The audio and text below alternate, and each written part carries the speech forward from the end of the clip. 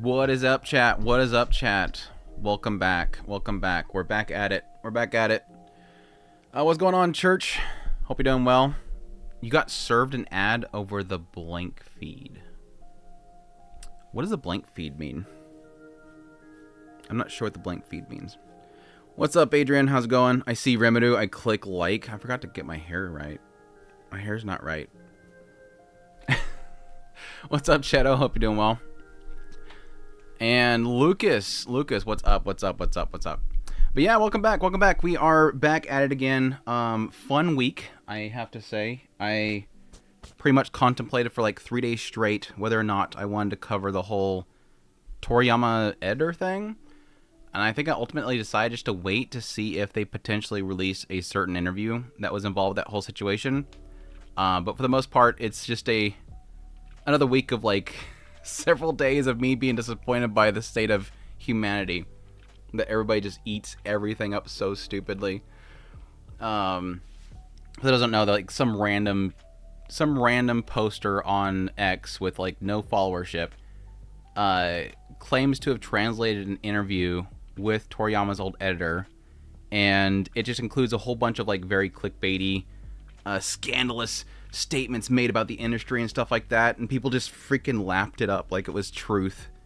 Somebody close to his editor pretty much followed up and confirmed that most of it's like BS, mistranslation, cherry-pick stuff, but they sort of implied that there was some of it was from a conversation, and that may get released. So I'm thinking I might just wait until that specific part comes out and then talk about it. Because I think it's sort of like one of those things where I almost can't not talk about it because so many people lapped it up as if it was true. And there is also a lot of people that don't like that editor. A lot of people really don't like him, so they accept that it's true because they just don't like him. So there's like two sides of it that almost kind of feel like you have to talk about it. But in the end, it's like, I seen it initially and I was like, I'm going to wait for a source. I'm really glad that I did because it was just full of so much BS. You kind of get it. You get a sense of it. You, as somebody that covers anime for so long, you get a sense of it now. especially since the COVID thing happened, and we had this big influx of people now join the fandom. There's a lot of people that are now making a lot of money off of covering anime and leaks and whatnot, and that has sort of led an increased amount of BS to kind of get sent out there. And so I'm a lot more cautious about what I cover just because of that.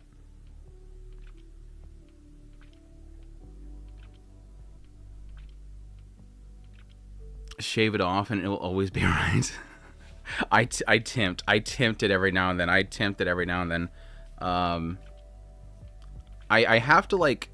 have to spray it initially and then just get it to stay, because otherwise it just goes flat.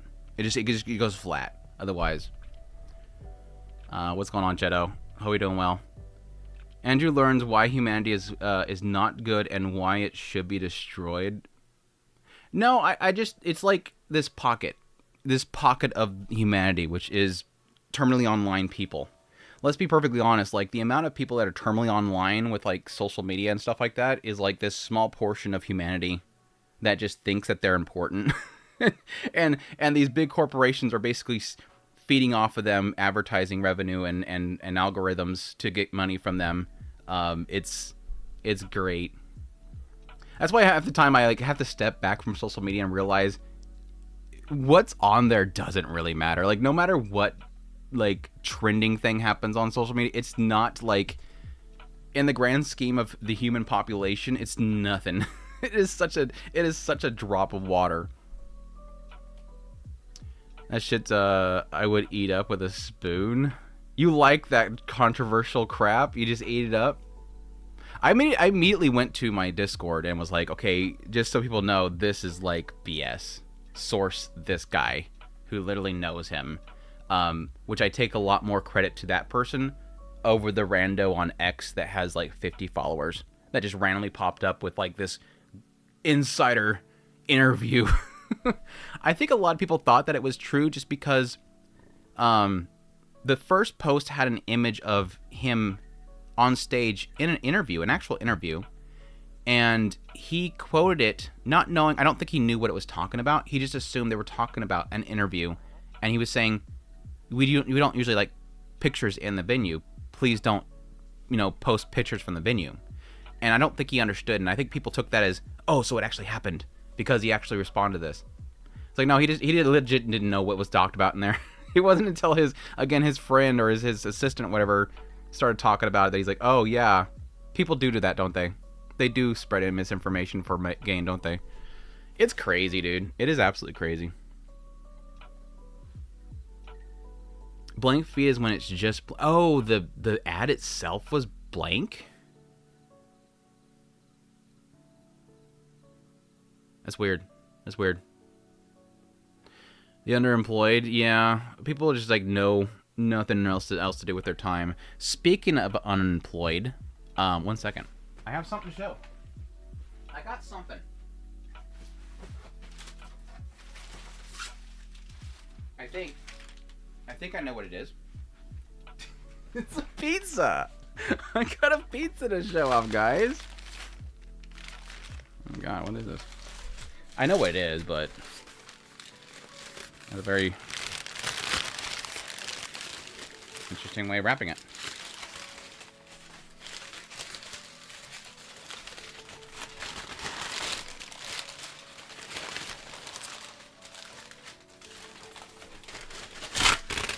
Yeah.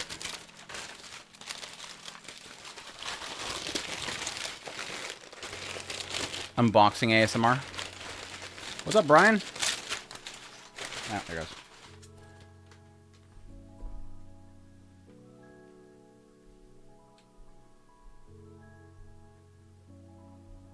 Dear.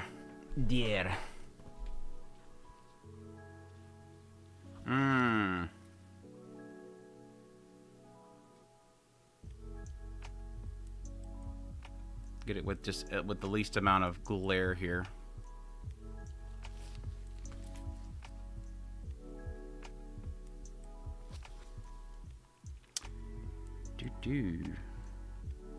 Wait, there's 4 sides to this thing? That's crazy. Yo, that's crazy. How'd you get 4 sides? It's 2 different discs, probably. 2 records. I don't have a good thing to cut this with. I'm afraid to cut this.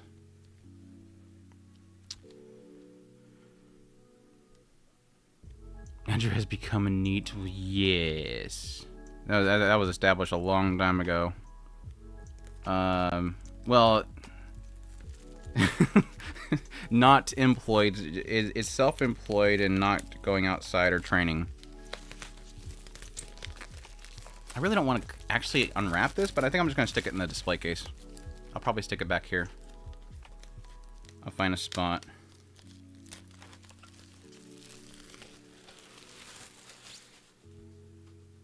Here, this is without as much of a glare. Oh yeah, you can see the colors now. You can see the colors much better now. Look at that. Look at it. Look at it. 4 sides exist in 4 different worlds. 6 worlds? Does it exist in 6 worlds? Yeah, so I completely forgot this was a thing. Yeah, for those who don't know, it's a thing from all the anime. They apparently do a lot of records. And they released it through Crunchyroll, and I seen it on there like, oh, hey, cool. I really like the music in the series. Ooh. Ooh, ooh, ooh, ooh, ooh, ooh, ooh, ooh. Look at there. Look at there with my fingers. My fingers getting in the way, but look at there. I'm not sure if I've ever actually seen the left art before. No, I don't have a vinyl player. That's the great thing about this. I have no vinyl player. I was looking for one for a while, and then I forgot about it. That's what I mean. I completely forgot this is a thing that I got. And I was wanting to get like a... I was wanting to get like a very like basic... Not basic, I wanted to get a decent one, but I wanted a vertical one. So I want something that's not, like, going to take up a lot of space or footprint. I don't know if the record's going to be special anyways. No, it's probably not. I'm assuming it's just a blank, yeah, black. I do need to get a record player, like, ASAP, because I got to make sure this thing actually functions. Well, that's not very... visually pleasing. That's not a very visually pleasing center cut there. It's like I guess they tested it out beforehand.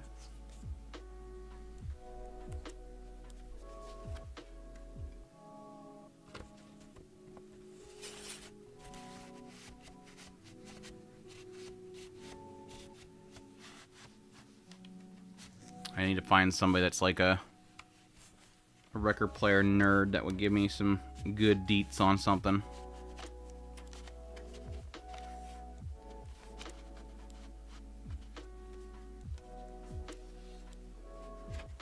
Hey Tamaki, how's it going?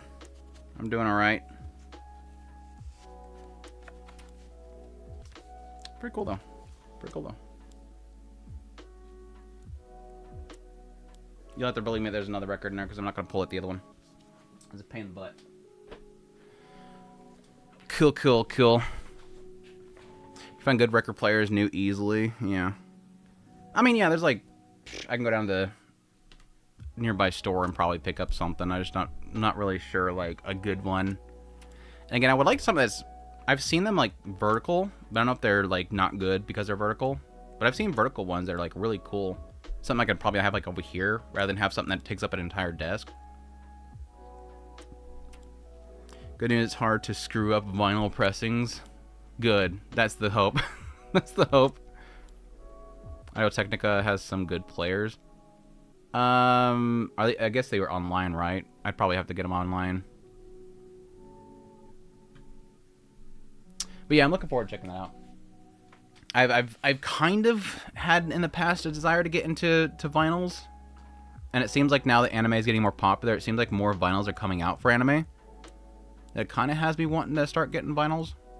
I'm not going to get bad with it, though. Like, I helped this one family move after they had a passing.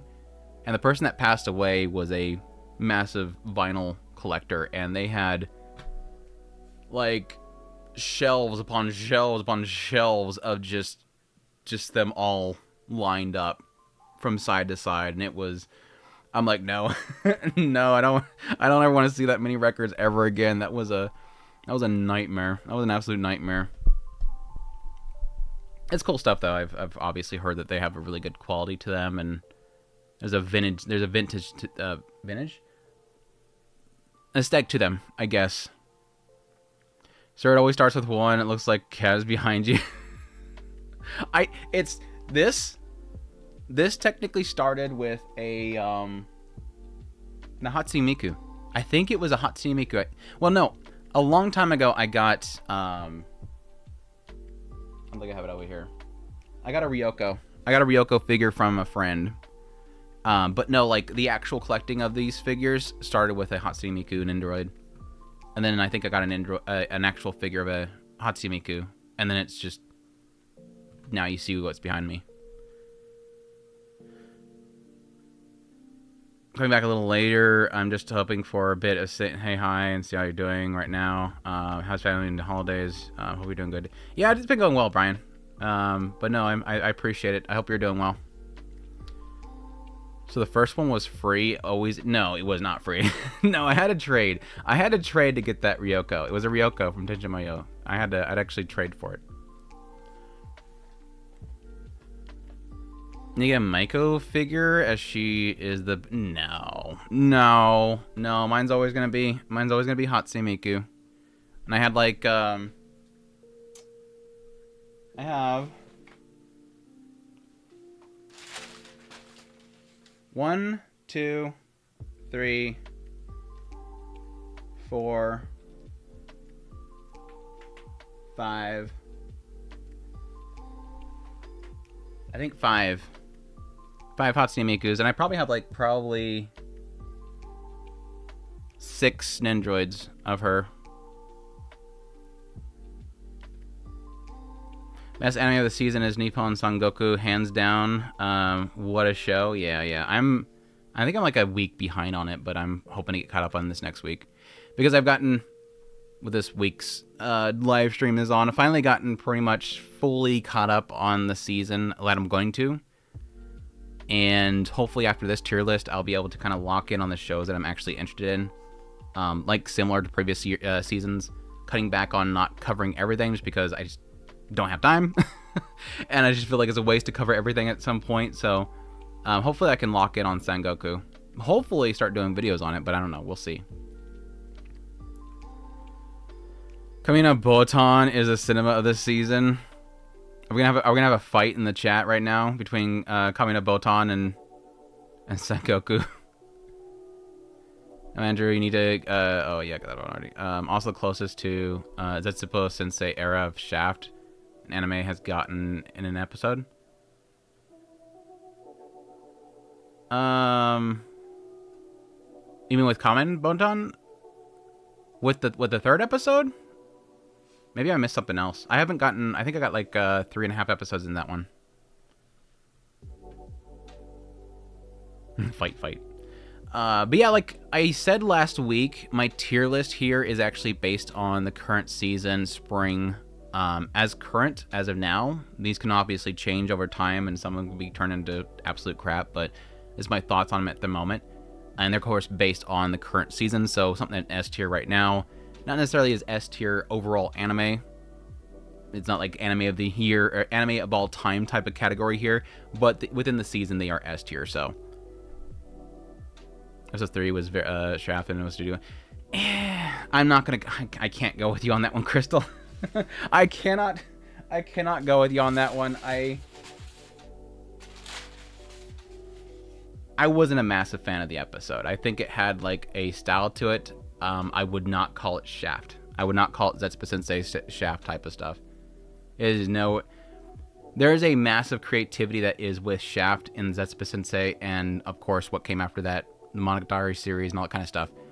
A lot of creativity that comes there. That creativity was not present in that Botan episode. It was unique because they went with a different style and they had a kind of an oddness to the transitions and whatnot, but it wasn't creative like Shaft does with that kind of stuff. Or specifically, I forget what his name is. You'll have to forgive me. There's a specific director that is his style, and that's something that he does. He makes down Kori no Joheke Hill. Botan Kamina. I looked at its plot synopsis and I'm an alcoholic, but I don't know if I want to watch Sisterhood of the Traveling Pants. The anime. Sisterhood of the Traveling Pants? What? Am I missing something?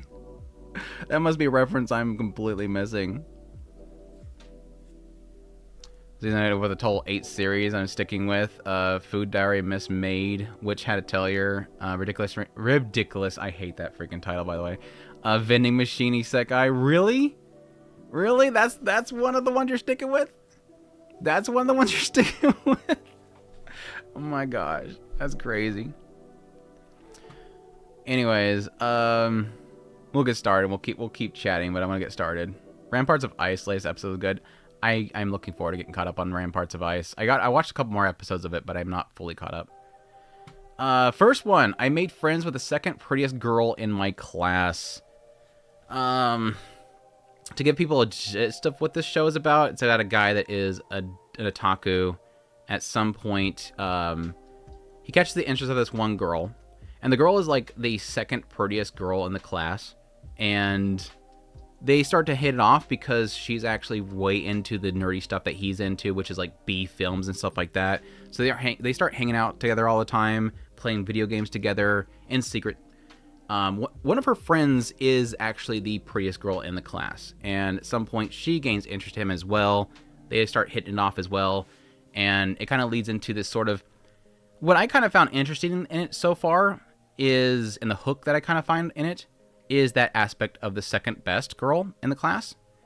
Is there's an element here where as he gets closer to the first prettiest girl in the class, the initial girl, which is the second, she has like an inferiority complex because of it. Because every single like friend that she's ever made, whatnot, all are friends with her because they want to get to the first prettiest. And so everything always kind of revolves around her. And so she's the one that's always kind of picking up the scraps. So it's kind of getting that whole thing, and it's kind of intrigued me a little bit, but I will admit, like, everything else outside of that's okay. Like, the interactions and the chemistries are okay. So I'm kind of mixed on it.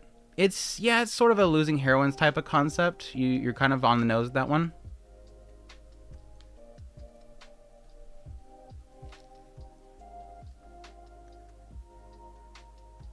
Kenny Carey's Demons of the Shadow Realm now.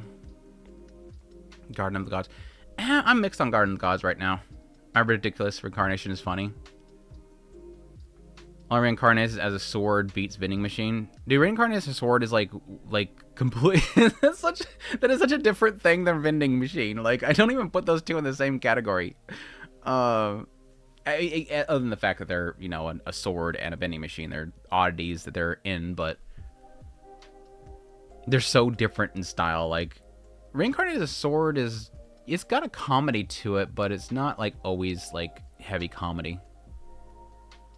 I'm determined to finish the damn isekai, then have my brain core to forget it. I'm watching 7 this season. Dr. Stone, Witch Had a Tellier, Nippon Sangoku, Ribdiculous, ReZero, Restoria. I know, cliche the anime. I'm still giving James a chance. I think it started with a story of that. But no, the second prettiest girl, I would probably put it in like B category. Like, it's got enough in there that I'm kind of intrigued. I'm mixed on if I'll keep watching it. I think I'm gonna watch it a little bit longer, just kind of see how the current like drama really kind of stirs up, how they're gonna handle it. But it's got me a little bit.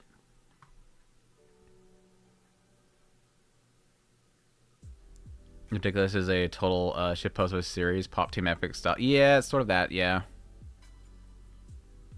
Here, give me 1 second. Give me 1 second, guys.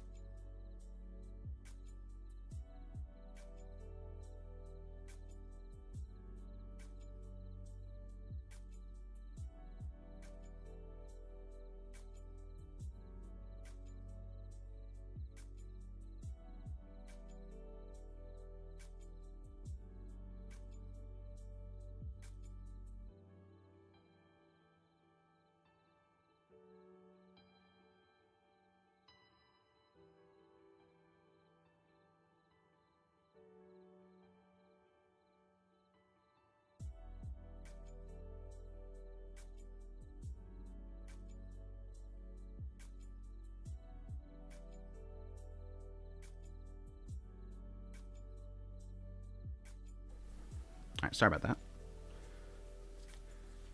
Alright. What'd I miss?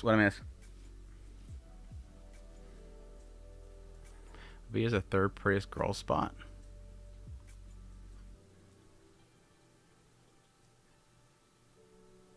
Thank you, what? I thought this was a show that was going to be an interesting direction, but the last episode disappointed me. Second prettiest girl in the show. Did it? I don't know if I'm trying to think of where I got to it. They just revealed the fact that she... Well, no, I got to the part where they're at the school festival, and... Do you need uppies, girl? Doggy needs uppies. Come here. Come here. Come here. There you go. There you go. There you go. My doggy's getting old. She can't climb up on things no more. I got to the school festival, and they just brought the two friends up there, and she said, this is our friends or whatever, and she said, no, they're not my friends. They're actually your friends. So whatever happened after that, if that's his disappointment, then that sucks. Marriage Toxin is some enjoyable fun. Yeah, I'm behind on that one a lot. I'm just getting into the whole, like, sound guy stuff. Poor doggy. Yeah, she's getting old. It's just old. She's been around for a long time. She's getting up there. She's like a grandma now. She's at the age now where she gets grumpy about everything. Anyways, let's go on to 100 Scenes of Awajima, which is a show about pretty much a performance school, and like the cutthroat nature of it, and all the students and how they all kind of backstab each other. Mine is 15 and old, yeah. That's about where mine is at right now. Awajima was one that when I looked at it, I thought that I would really enjoy it. And my gosh, after 2, maybe 3 episodes of it, I'm like not feeling it. I'm not feeling it at all. My problem with the 100 Scenes is that it's very fragmented stories. Like, every single segment is like it's 2 characters or whatever they're kind of following and focusing on. And I'm assuming at some point they're going to come together. Like, you'll have one episode that introduces other girls going to the school. The next segment is like, here's these 2 kids that were in the past, and that's the mother or whatever, aunt of this person now. And then how them in the past inspired this person. Like, it just keeps like segmenting and jumping around all over the place, and I'm like, who is this? Like, why am I following this person? Like, can we have a stable center point? Like, who's the main character? who's the main character of this story? It's probably going to be good in the end. It's like a string of vignettes. Yeah, I'm assuming it's going to come together well at some point. Like, we're already seeing, like, with the teacher. Like, we're seeing how that's coming together, and I think the teacher story is a redemption story, a potential redemption story. There's more to her than just what happened in the past kind of thing, but I don't know if I have the patience for it right now. I'm just not really feeling like I have the patience for it right now. After 3 or so episodes of the show, I'm just like, what is the point of this? 100%, exactly. That's what I'm having a feeling of right now. It's like, I need a cohesion. I need something to be at the center of all this, a through line of some sort, besides the school. I mean, the school is obviously the through line. Some more short stories and that feel discombobulated. Yeah, you'll see connections, like, oh, that's this person, or oh, that's that person. But like, I think the thing that annoyed me the most was like having this one point where suddenly goes, this lady passed away, and I'm like, oh, who's this lady? Okay, she's going to the funeral. I don't know who's going to the funeral. Who are these people? The people that we just met. And then like it goes, oh, I have a letter from her, and it's to this other person. I'm like, wait, who's the letter to, and why is she opening it? Because it's not to her. And then it tells this whole story about what happened like 40 years ago, and I'm like, who are these people? And eventually it comes around to, oh, that's the teacher. And it's like, did we have to do that for the teacher? She was barely in the story. She was barely in the story. It's weird. And plus, there's a problem with it being like it's just Mean Girls. That's my other problem, is that most of the stories come down to Mean Girls. Oh, these people are mean. These people are mean. It's cutthroat. Everybody wants, it's review stuff. So like they all want to be the star. They all want to be center stage, so they're all cutthroat. And so it's like I don't know if I don't know. C. I'm putting it in C. I don't even know if I'll continue it, but yeah, I don't know. We'll see. You know that lady? It's the lady Andrew. It's supposed to be the lady. Duh. Stupid. You ain't even watching it? You probably watch it at 3 times speed. Oh my gosh. Dorohedoro. I finally rewatched the first season, and then I finally started watching the new season, and I'm loving it, and at the same time extremely confused at the same time. And I don't know if it's because maybe I'm not paying enough attention, but goddamn, I'm like at this point going, I think I know what's happening, but I don't know what's happening. Finally getting to Nakaido's backstory, which was really cool. Extremely tragic, but really cool in her powers. Kaimon, slight spoilers, or actually pretty significant spoilers here. Finally unmasking Kaimon. That was interesting. That finally happened. The passing of a very significant character, which I know they're not going to leave dead. They're not going to leave that character dead. If they leave that character dead, I'm rioting, because he's like one of my favorite characters. So things have been freaking crazy, and it's confusing as always. I think Dorohedoro, its beauty is in confusion and madness. Scenes of Awajima and Awajima is interesting as hell, dude. I think everything that's happened, I think I understand what's happening, and I think that's what makes it kind of fun. But there's still a lot of it that is in Kaiman's head that I still don't really understand. Like, I think I understand it, but then at the same time, he's still kind of conflicted about something, and I'm like, I don't know why that's... I thought I understood it. He doesn't seem to understand it, so maybe I'm missing something. Maybe I'm missing something. But this has been good, because I think the problem that I had with the first season was that I loved, like, everything on the villain side. All that stuff. I love that stuff. Why am I blanking on his name? I literally watched some of it today. Most of the stuff from the sorcerer's side I've always really enjoyed, but I've never really cared much about Kaiman, and I like Nakaido. I don't really care much about that side of the story. I just wanted to see what the hell the bad guys were going to be doing. So finally in this season, again, getting into Kaiman and Nakaido and finally getting them and giving them character and whatnot, it's refreshing. It's very refreshing. And of course, again, also finally revealing everything around Kaiman, which has been great. So it's been really good. It's been really good.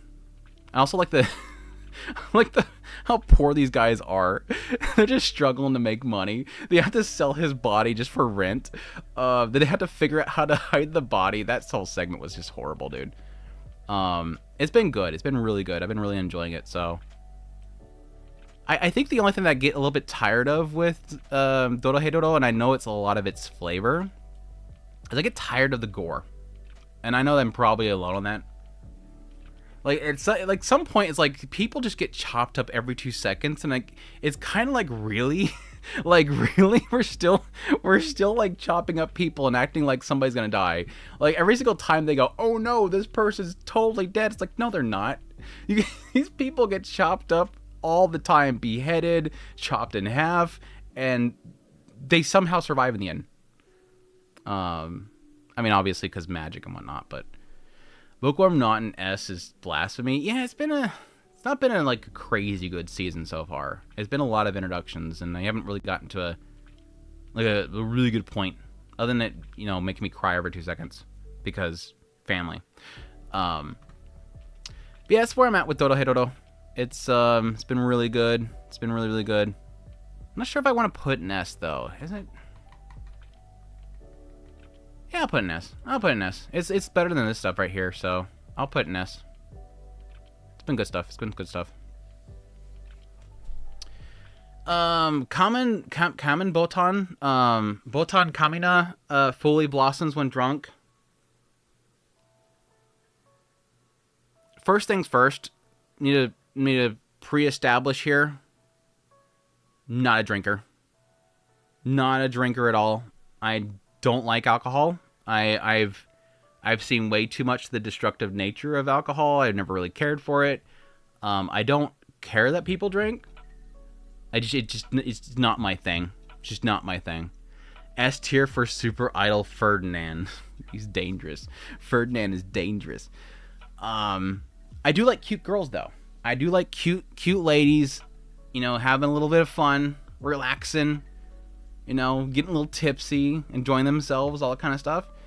I was actually looking forward to Botan Kamina despite my other lack of any interest in alcohol. And that was mainly because somebody behind the scenes that worked on this worked on Encouragement Climb. And so the style of it was very similar to Encouragement Climb. Like, it literally looks like Encouragement Climb. Like, I would nickname this Encouragement of Drinking, because it's literally the girls from Encouragement Climb now drinking and now being adults in college. So that's basically what we have right here. So I'm immediately kind of attached to the characters. I love the art style to it, and the aesthetic of it is just absolutely pleasing. Like, visually, the show looks really, really good, which is very good to see, because I think when I first seen the PVs, I was a little bit afraid because they weren't really showing much at all. And I think somewhere in there they said that they were going to be experimenting with art styles and stuff. So I thought that was like a key word to say that we're going to mess around a lot, and it's probably not going to look really consistently good. Thankfully, it's only been like the third episode where they really got very creative with it, and I don't think it really worked well with it because it just looked too jarring. I like creativity, but I like it when it's used in segments. Not like take an entire episode and do something completely different with it, because then it's completely jarring. I had times where I was trying to remember who was who because they didn't look like their character from the previous episodes. So I had points where I was a little bit lost on who was actually on the screen. What's up, Dealit? That all said, I like it. I like visually and how the characters move, how they're expressing themselves. There's just a way for it to really kind of grab your attention and hit with the emotions. And yes, a lot of the flirting. Not looks okay. That's you. But what's up? Hope you're doing well, Sergio. That all said, again, I don't really care too much about the drinking aspect, and thankfully it doesn't seem like it's too focused on it. So if you're a person that doesn't really like alcohol and stuff like that, don't find it interested in wine and sake and all that kind of stuff, thankfully it's not like its focus. Its focus is really around the characters just having a fun time together. A lot of it's around like romance and relationships, because these girls are like constantly thirsty for each other. Like, they're not thirsty for the drink, they're thirsty for attention with each other. The main girl that we follow most of the time, the pink hair girl, like, she, whenever she gets drunk, she gets like super flirty with Botan. And I think that was her name, Botan, the assistant there. The SA, she's like she doesn't like drinking in front of other people because she hiccups and she got made fun of by it, and so she doesn't like being around other people when she drinks, but she'll allow her. So it turns this whole like jealousy thing with another girl who like is super into her, that she'll drink alone with her but not with her. So you have like this whole like three-way relationship thing happening, a little bit of a harem for this one girl, with some other relationships in the house. Like this is entire like Yuri apartment place. Botan was the pink hair girl? Yeah, okay, I've already got it wrong.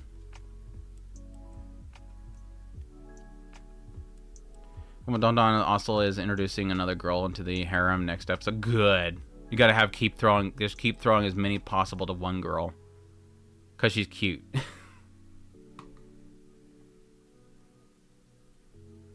Cute drunk lesbomancers?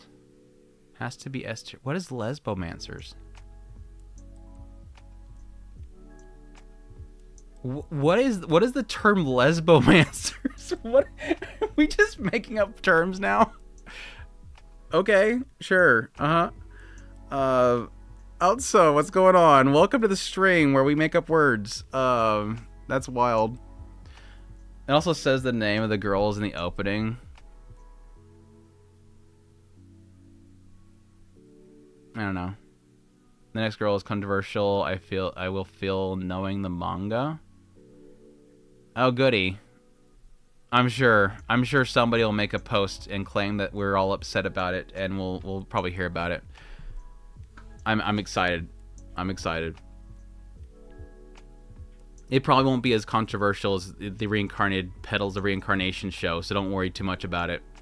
I don't think anything's topping Petals of Reincarnation this season. Nah. Nah. We're not going there. No. Slice of life, not my genre, but solid 7 so far. That's good. That's good.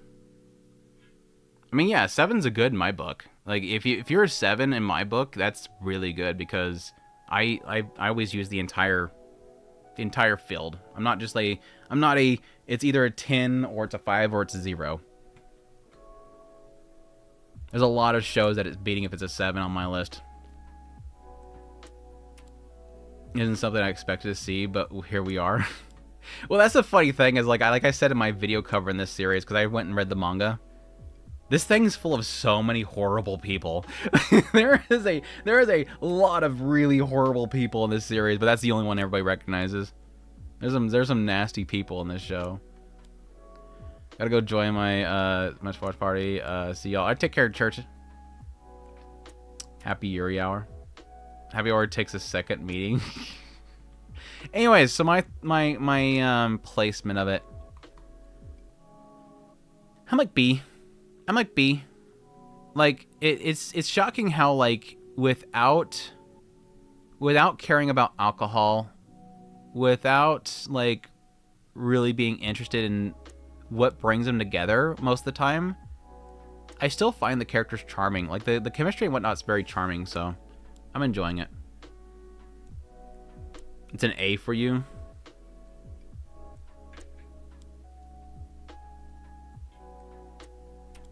B for booze and boob. There you go. Perfect. Yes, I'm putting it in B because it matches with boobs and booze. Boobs and booze. Booze and boobs. Booba and boobs. Been a solid one so far. I'll definitely be keeping up on it. I'll be keeping up on it. A easily or S. Yeah, I'm not that much on it. Like I don't think it does enough. Like there's not enough like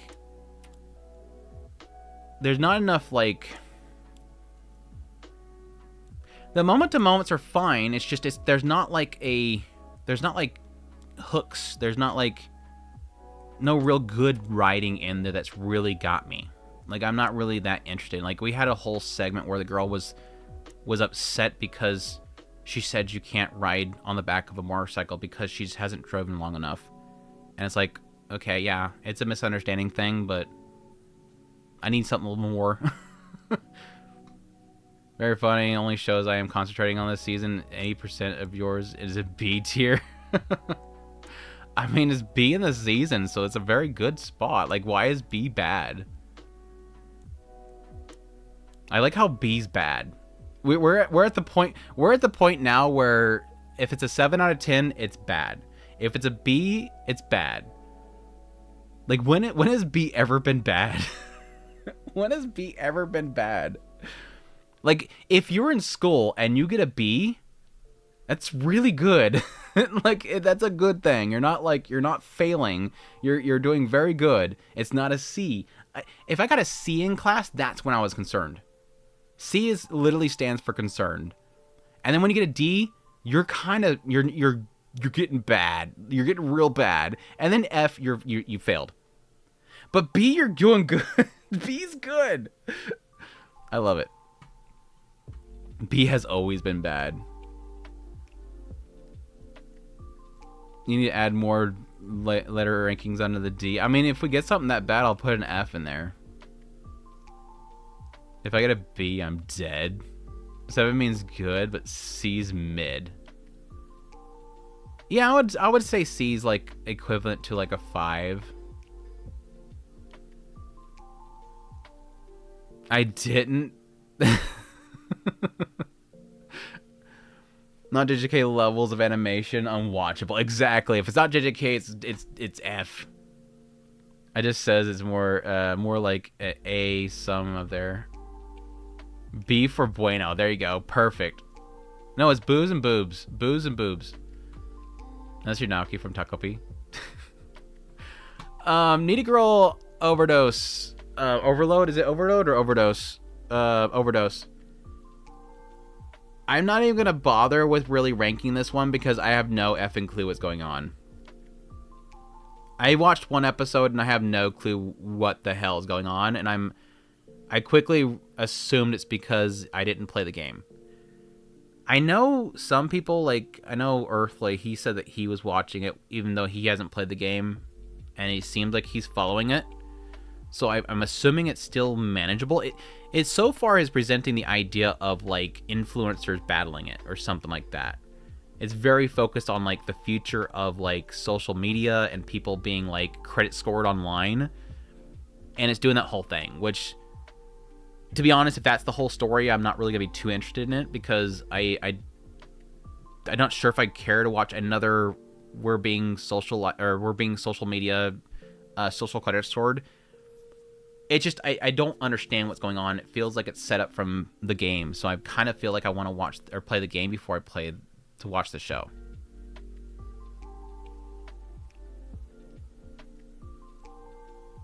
I'm gonna binge it later on. It looks crazy though. Like, I admit it looks really crazy, and it might potentially be really good, but it's too. I don't know what's going on. Only the first episode was really weird. Maybe I'll get another episode. It's a Lane-esque anime, just more abstract. Yeah, I get that. Let's just say there's an Infomaniac ending in the game. Yeah, I got the impression that it's based on one of the endings. Keep watching it, but I even fell asleep lately, so it's not doing great. Overdose for me. Can you position the right side so that we can see the top? Like this? Oh, let me move this over first. I'm not, yeah, like I said, I'm not gonna rank it because I don't know. What's up, Major? Hope you're doing well. Welcome to the stream. I'll come back to it. I'll probably wait to see how it pans out and maybe ask a couple people because I think that there's like a side of me that almost wants to play the game first. But we'll see. The always a catch. The show that people tell me to watch after I finished watching. Where is it at? I think it's an A. This one. After I finished watching Observation Log, a lot of people were saying watch Always a Catch because it's similarly kind of a gem, like something you didn't expect much out of, but then you really enjoy it. Last one in S is Dorohedoro. Yeah.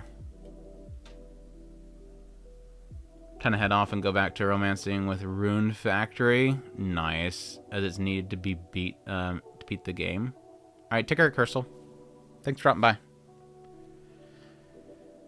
Always a Catch. It's okay. Always a Catch is okay. I'd probably put it in like a low B, high A, like high C.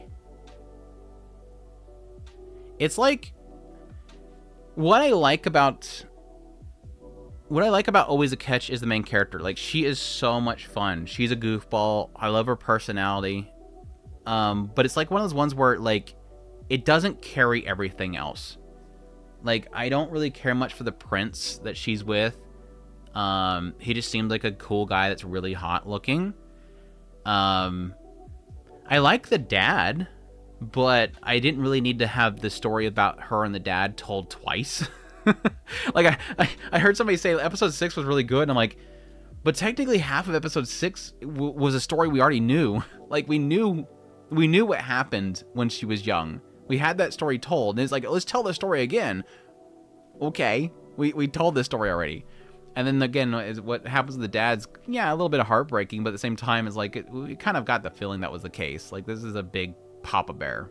He just wants to take care of his daughter. I don't think anybody was shocked by that. It's still cute. But yeah, like, I like the whole thing with the dad. But most of the characters and the stories for the characters are just not really there. I just like her. And that's what kind of ruins the show for me. Like, it's a great show to kind of turn on and just enjoy her goofy quirkiness. Because she has like a very infectious, fun, positive attitude. But it doesn't really work well for like an overall story to be like, oh my god, I gotta get back to the next episode. Like, I'm not clamoring for another episode of this show for sure. The combat and power level stuff was lagging. Yeah, lower than that other one, but still serviceable. It's good. Like I would say, hey, if you're looking for a fun show, go watch it. Like it's not a bad show anyway. You don't really get much of the other characters, to be fair. Yeah, like they're just there to facilitate her doing something goofy.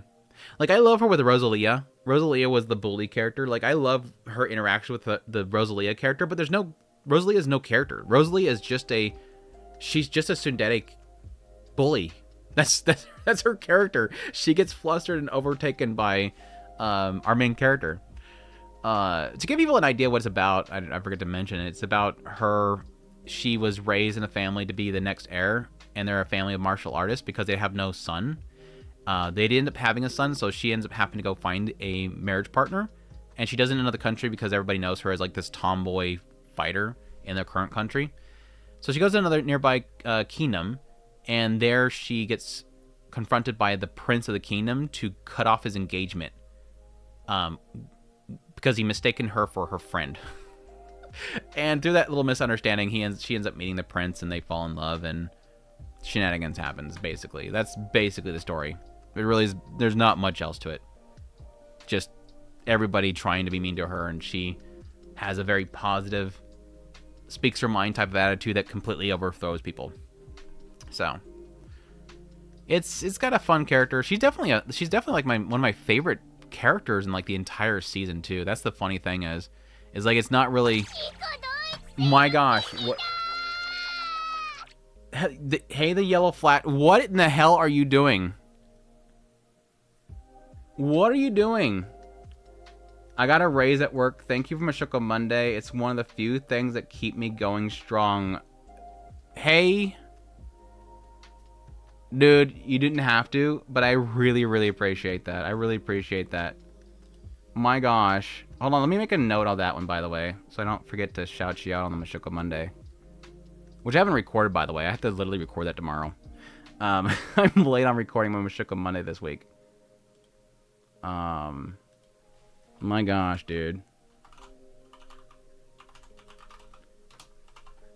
With a 50, dude. That's crazy. Thank you so much, man. I appreciate the support. It's you guys that support it that keeps it going. It's been a lot of fun going with that journey of Mashoko Monday. We're almost done, dude. It's getting scary. We're almost done. We're probably in another 2 months, maybe 3 at most, until we're finally done with everything. It's crazy. But thank you again. I appreciate it. Thank you. Her friend from the first few episodes was totally vanished. Did she hook up with the second? She popped up at some point. But yeah, she kind of just poofs too, yeah. Congrats. Thank you. Mula. Yeah, people with the Mashoko Monday have been very supportive of that series of videos. It's been a lot of fun keeping that going. It's a lot of work, but it's been a lot of fun. I tell most people that like that journey has been more like rewarding for me, and the community of it has like helped me with it so much more than I think other people. The purpose of the friend was concluded. Not really, because she's still got to get with the other prince. You expect that she's going to get with the other prince, right?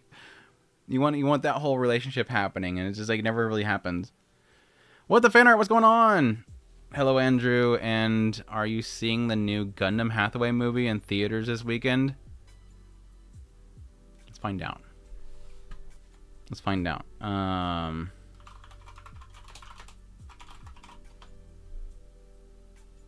can tell you in like a couple seconds here.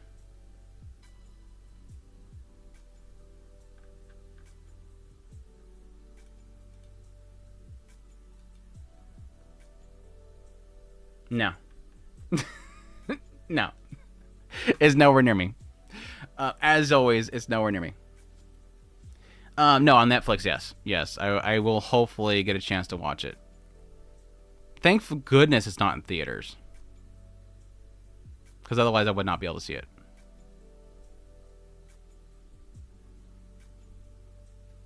Anybody know about the Labyrinth movie that came out? No, I don't know. Have you seen The Warrior Princess Barbaric King? It's probably my favorite new anime of the season. Yeah, I put it as a B. I think it's good. Maybe I need to move? No. I'm good. I'm most secluded. I at least got a Sony film. As long as Sony does it, I'm good. As long as I get Sony, as long as it's Sony release, I'll get it. That's like Chainsaw Man. It was only here because Sony. But when it's High Dive releasing in like 3 cities, no.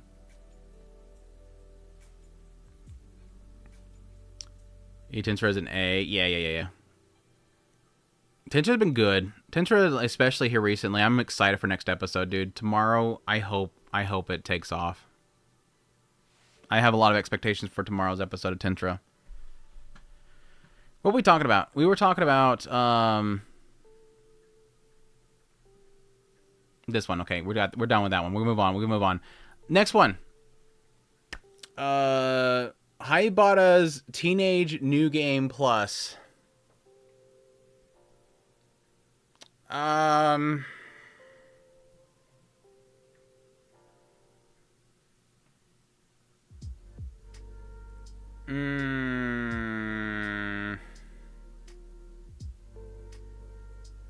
think it's a C.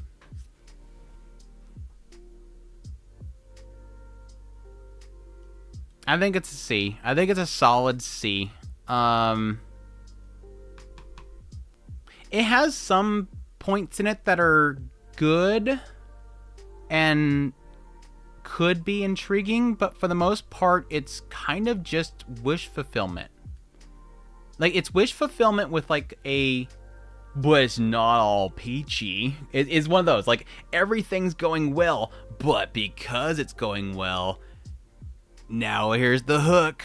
That kind of stuff. This one is okay if you want to chill and watch. No, that was the last one. That was always a catch. I want to say Tensura movie was very enjoyable. Good animation and stuff. Yeah, I can't wait to watch it. I really want to watch it. C for craptacular. I want to say craptacular. Wasn't feeling it and dropped it. I like the first arc. I need to catch up. Seem to have similar taste. Anything below B is a skip. Yeah, I think a lot of stuff under B I'm probably not going to keep up on. To give people a sense of what it's about, it's kind of your typical story where a person really badly wants to undo mistake of his life, and so he wishes that he can go back to his was it high school or middle? I think it was high school. Go back to his school life and correct where he made a mistake, which is where he really badly wanted to get with one girl. It does show that he confessed to the girl that he liked, but she turned him down, probably because he was fat. Because now she's like all over him because he's now skinny and hot looking. So yeah, he wakes up and now he's back in his young body, and so immediately he's still on break. Within a month, he gets chiseled abs, because as you do in anime, you work out for an entire month and you get chiseled abs. You go from fat to chisel ab. So he gets chiseled abs and everything. He gets super hot. He goes back to school. All the girls are like hot on him. And yes, even the girl that rejected him is hot on him too. And so he gets in with the girl, starts hanging out with her group. Everything's going great. They have a period of time where this guy that he really looked up to in his basketball club gets a little pissed off at him.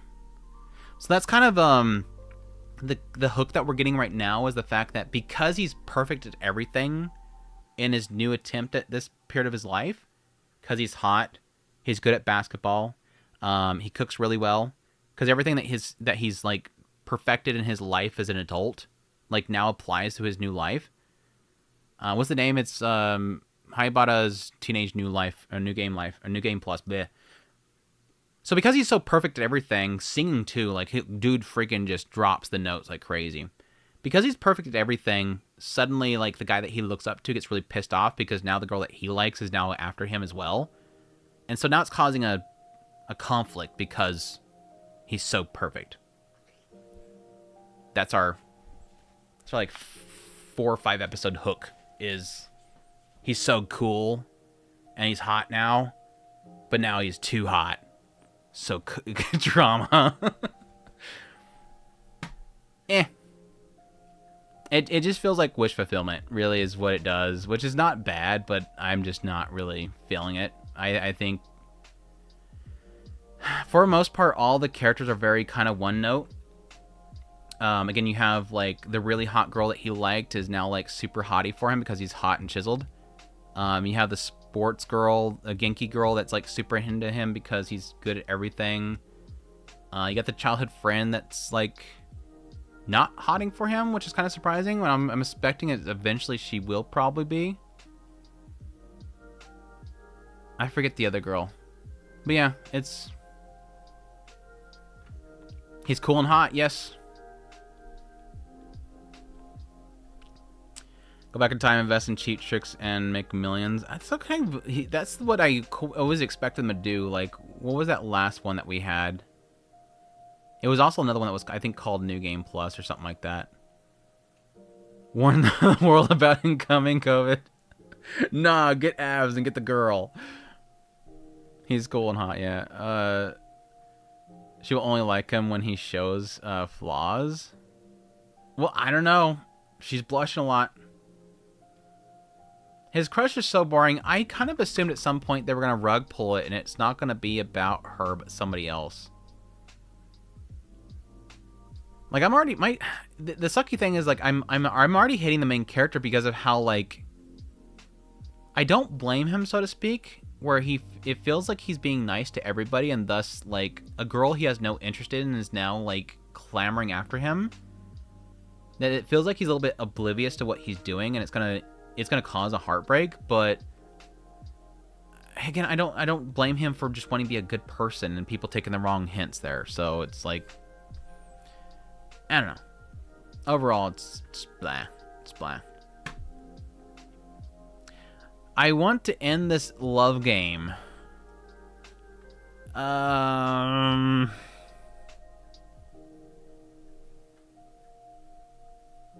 think this is another C for me.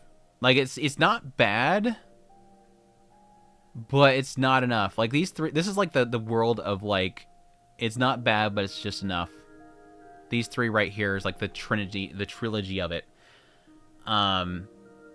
I think the girl of this show is the fucking cutest thing ever. She is, like, the cutest thing ever, and I hate this guy so freaking much.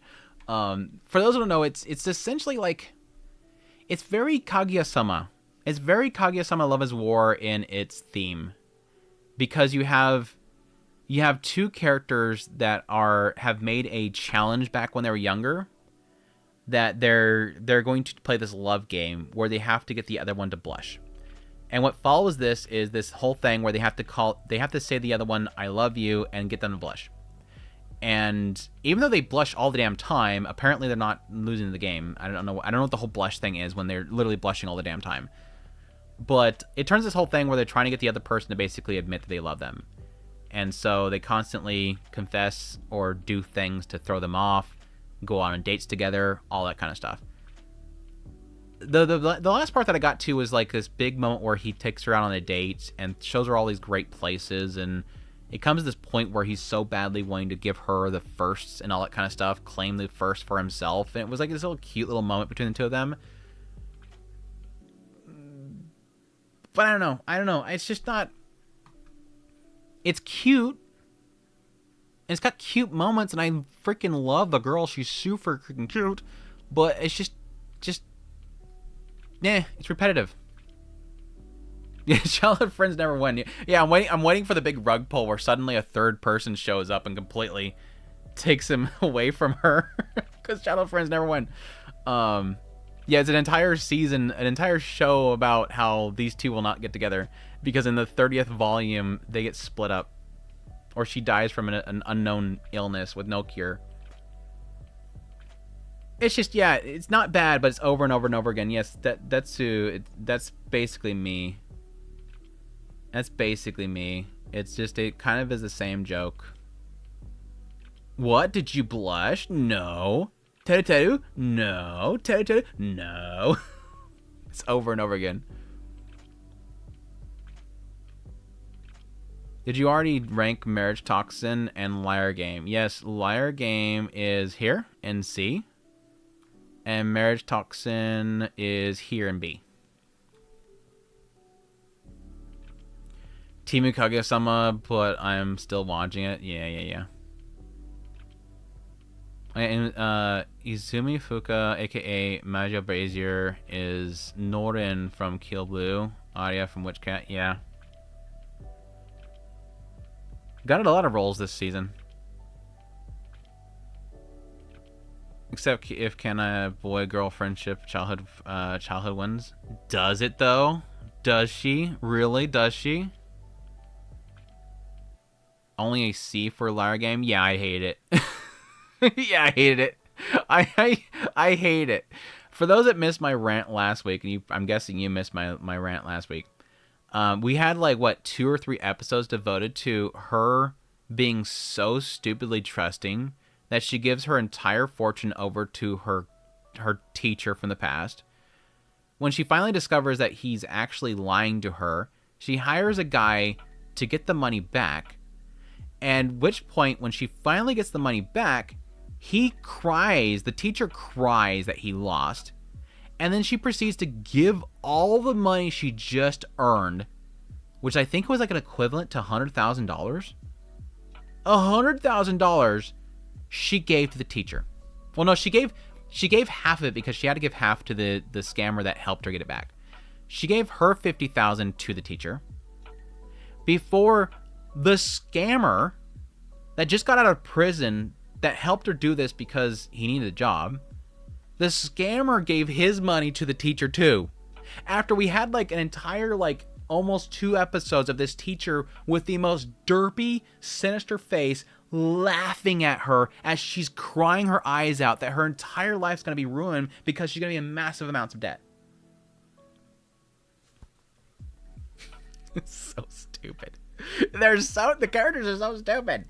The characters are so stupid. Before she finds out that she has to actually give half of the money back to the organization if she wants to get out of the Liar Game. That was the other stupid part about the whole situation. Yeah, I hate these characters. I think the characters are so stupid. They're like some of the stupidest characters in a death game type of thing. It's pretty much a death game because debt is death for a lot of people. Yeah, I didn't like the art style either. The writing is very poor. Like the whole concept behind the first initial game, which was you and one other person has $100,000 and you have to trick the other person out of their $100,000, and whatever you lose, you are in debt for. The trick to getting it back was just not very creative. Like okay, sure. Just like putting aside my hatred for the characters with the story behind, with the trick to getting the money back, the game itself being so simple, doesn't give me hope for the rest of the story, because I don't see them being very clever with the actual tricks in the future. Saw the rant last week. Thanks for the heads up. 100 million, I think, so it works out to 10 million. No, the first game wasn't that much. The first game was not much. I know the next game is significantly more, but I don't think the first game was that much. Like, I think it translated to like 100,000. But you have to drop 2 digits typically for, if it's, is it 2 digits? Well, I mean, it's 2 digits and more, because I mean, it's like 2 digits and I think 60%. So drop 2 digits and then take off, and then take off 40% of it or so. Y'all gonna make me want to look it up. Anyways, yeah. I mean, I don't know when this was actually wrote. I mean, it depends on when it was actually wrote too, because the yen has dropped so much, dude. The yen has dropped so freaking much.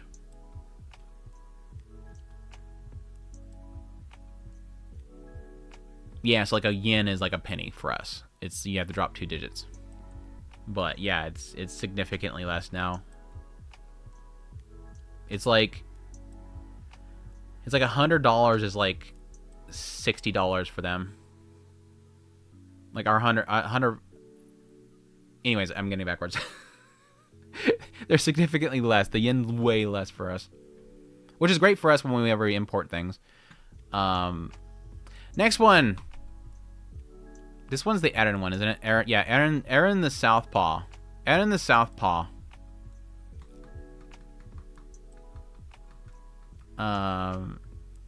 Yeah, if you were taking the yen over here, yeah. But if you were to take $100, you can go over there, it'd be like, you get like 150 or something out of it, basically. Erin the Southpaw, if I remember correctly, this is the one that I heard a lot of like buzz about, and it was really around the author, I think. I've watched, I think, 3 episodes of Southpaw, and I don't like it. I think it has potential, but I just don't like it. I don't like the characters. I don't really... I'm getting tired of the message that it has, which is pretty much the same thing over and over again. It's one of your favorites of the season. I'm so sorry, Zion. You're not going to like what I'm going to say, probably. Yeah, I remember seeing something about, and I think it was for this one, the author like invested in it, and they're like super upset about like them not promoting the manga and stuff like that, and it's like,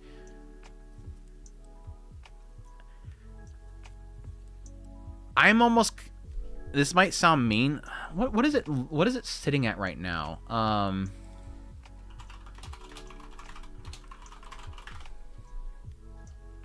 I'm kind of getting that I don't think it's necessarily the fault of advertisement. I just don't think it's good. And it doesn't really have much rankings on Mal, so I can't really take Mal as any kind of indication. Okay, so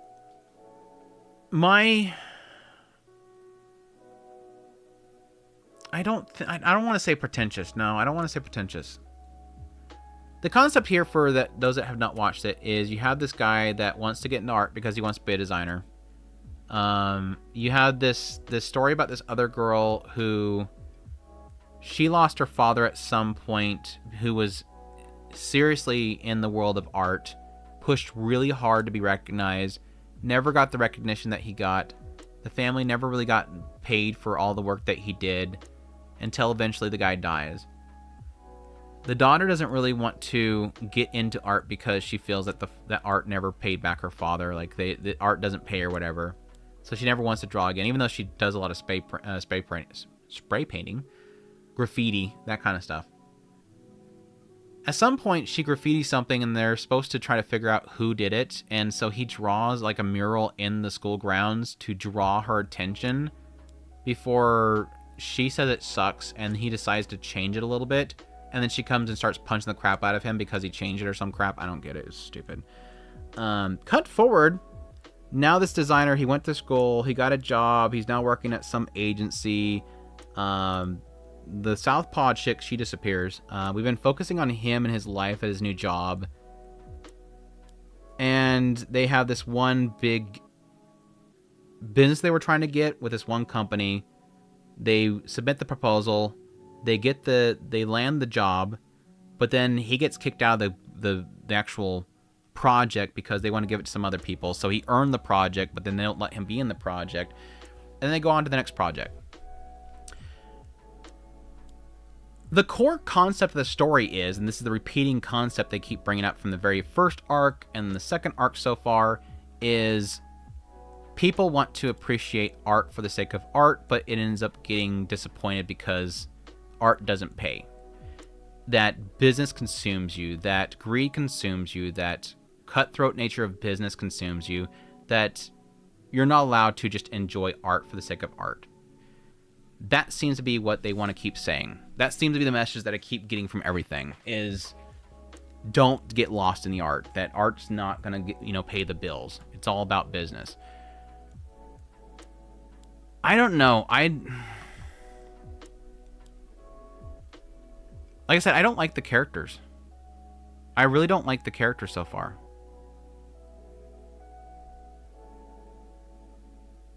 Like, if I want to talk about a good art show, it would probably be... What was it? Blue Period? Was that the name of that other art show?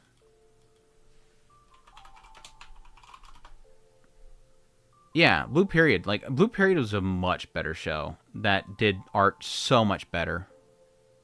It handled art and how art works and how to present art, how to give art a visual and expression in a visual sense. Blue Period is so much better. This one just seems to be all about how life sucks and art is never going to get you anything, and persevering, that kind of stuff. Yeah, I think the biggest thing is that I got like this big massive like chuckle out of the fact that the whole story, the whole premise of the beginning story of Erin the Southpaw, the trigger to this whole story is that she's super pissed because her dad died and he never achieved his dreams of being an artist.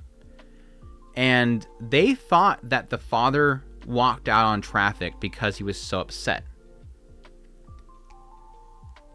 I think it was on the anniversary. On the anniversary, the Southpaw chick, she goes out to that spot where her father got hit by a car. And for some reason, our main character happens to be there too. Everybody happens to be at the same spot where the father died. And at that time, it's dawn. The same time, dawn. A beautiful sunrise hits. And our main character, this idiot, he walks out into the road at the sunrise. It's beautiful.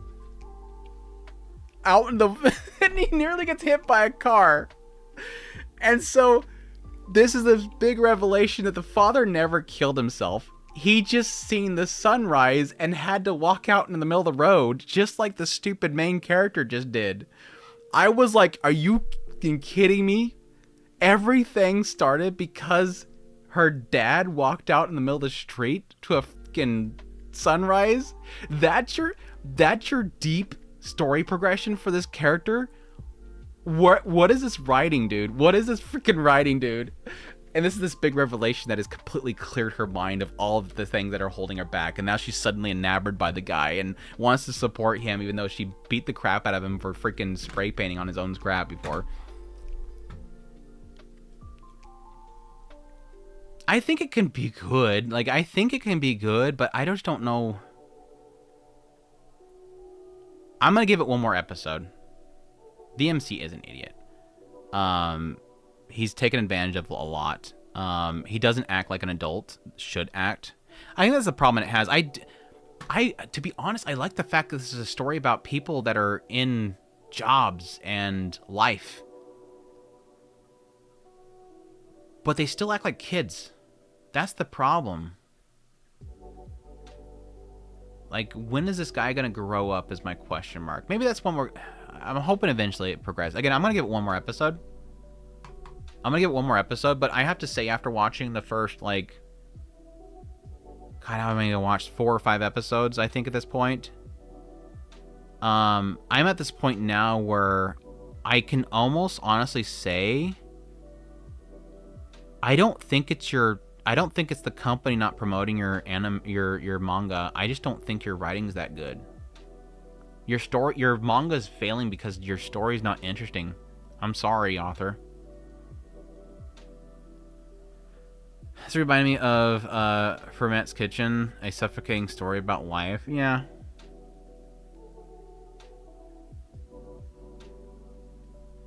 What happened? Did he robot on you guys too? Who roboted? Who roboto? She was about to get the deja vu. Do you want Tanya the Evil? That's how you get Tanya the Evil. They're not against you, you're against yourself. Best Girl's coming at episode 7. The girl that really loves him. Oh my gosh, she's coming back. I thought about that, Zeon. I thought about that. I'm like, what happened? Because, okay, so there's this other character. So you have the Southpaw chick. You have the main guy who wants to be a designer, who's become a designer. And then you had the person that was supporting him. There was this girl at his school that, I don't know what it is. She has a booklet. At home, she has a journal that is like a supporting booklet. Like she has an outlining of how she wants to support him because she believes that he's going to be the greatest artist ever. And she has a booklet where she's keeping track of information about him. She is stalker, dude. She's stalker levels. That girl, she's coming back. I might have to watch the episode 7. I want to see how deranged she is as an adult. If she still has that booklet. Andrew roboted, like the sound, the audio roboted. Is it am I breaking up for anybody else, or is it just Chedo? Okay, it's fine on your end. Okay, good.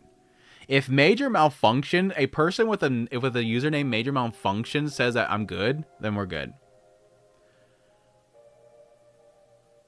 I'll have to watch. I'm gonna have to see her come back. If the stalker girl comes back, I'm gonna have to watch it. If the Southpaw is a titular character, how can she lose? I don't know. But yeah, best girl always loses. It's gonna go to the Southpaw. The chick that beats the crap out of him at the beginning is gonna be the girl that gets with him, obviously. That's already established. She's on the cover.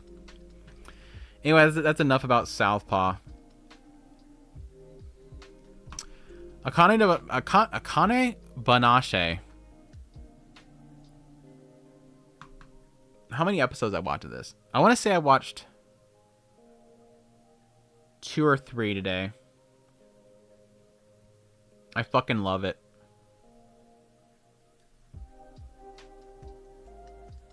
I hope it doesn't get bad from this point on, but I'm really liking this show so far.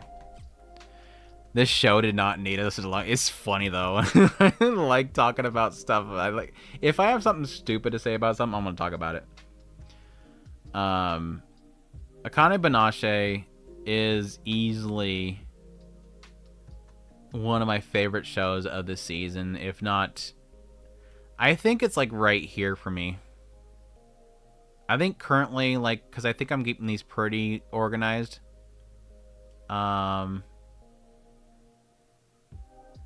Currently, I think it's like right here. I think it's 3rd place for me right now.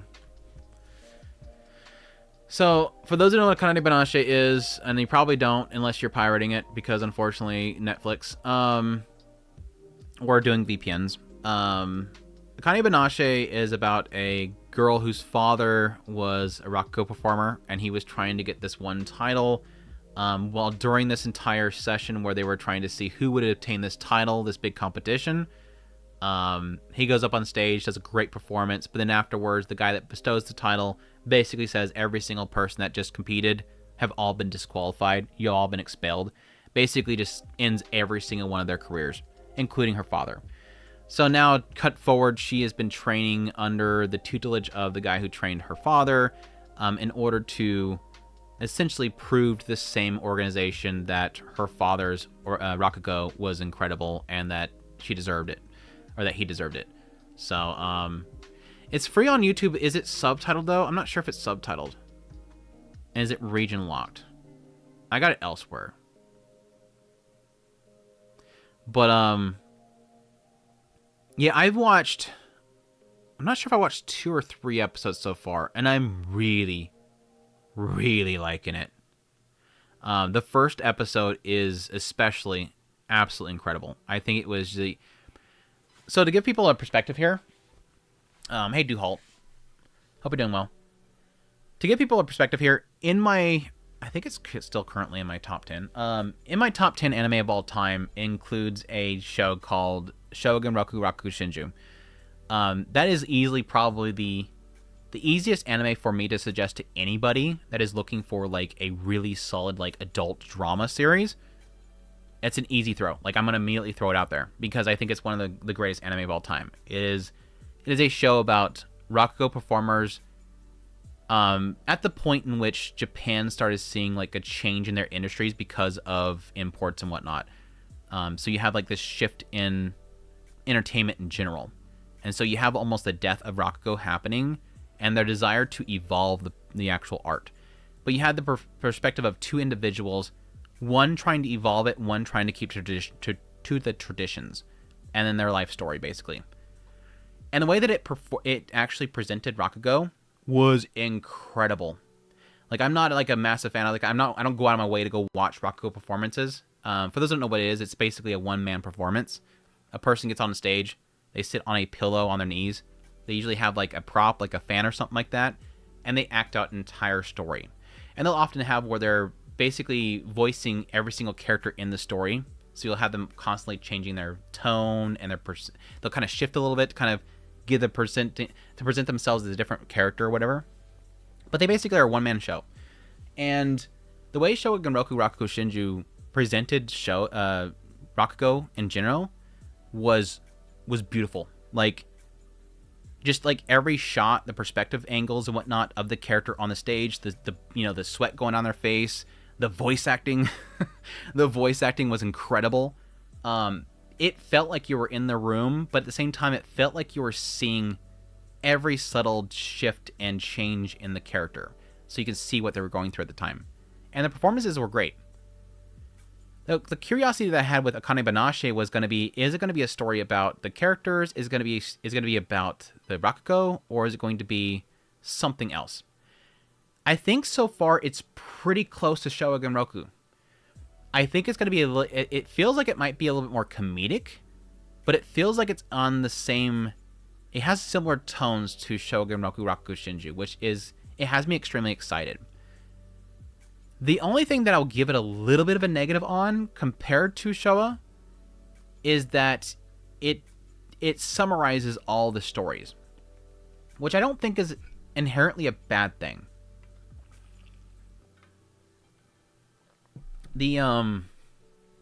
What they're doing is they have the character go on the stage, they start the performance, then somebody in the crowd will typically say, oh, they're telling this story, and in this story, this is what happens. A very quick summary. And then they'll come back to the character as they do the big pinnacle point of the story, and they wrap it up. Shogun Roku didn't always give the whole performance, so don't get me wrong. But most of the time, you got a gist of the story from them. Like, you got in some cases, the entire story. So it was a little bit of a letdown that these ones aren't really putting as much focus in that, because I think how Showa Genroku Rakugo Shinju incorporated it in itself told a story. So that just tells me that their focus won't be around telling stories with these ones. Now, it does sort of show how these characters shine, don't get me wrong. Somebody in this series so far has already presented, you've already had where 2 people performed one after another, and you sort of got to see how each one of them excels based on what story they told. So I think they're still going to have the Rakugo performances themselves sort of give a little bit of detail to the character, I guess is the best way to put it. So I'm not going to give it too much of a negative, I guess the best way to put it. I'll watch it then. Yeah, I'm highly recommending it right now. Looking forward to the next episode, having to perform probably twice the same story as 2 different ways each stage. Show is one of the greatest shows of all time. It is incredible. I still, to this day, am extremely disappointed that Crunchyroll has never released a Blu-ray of it. If I ever could get them to do a show in a Blu-ray, it'd be that. Like, I don't think there's really anything else in their catalog that I would want besides that. So this is more about competitive aspect over telling of the story.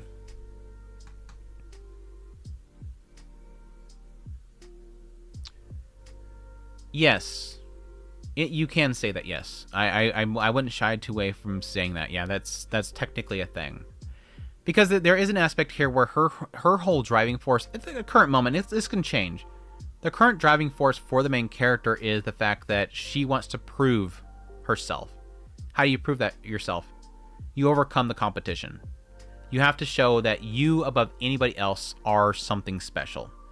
And she has that already. Like, her first presentation that we had of her was her going up on stage and doing this one fears. It's a rakugo about fears. And you have a bunch of people sitting around, they're talking about their greatest fears. And this guy gets up there and he's like, I am afraid of, food, this particular food, manju. I'm afraid of this food.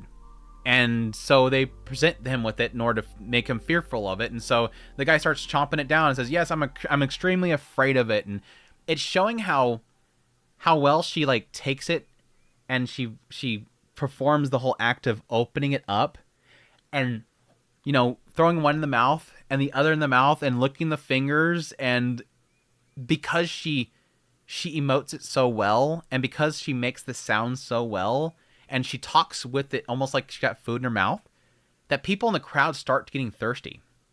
Like when they start to hear her, and they feel like their mouth is getting full of that bread, and their mouth needs to get parched, so they start drinking their drinks too.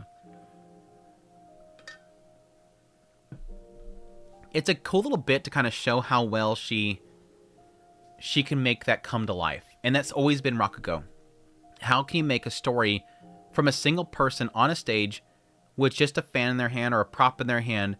How can you make the story come to life as a single person with nothing else? Nothing else present. No video, no animation, no slideshow in the background. It's just you. I mean, the honest member telling the story is a spoiler. Oh.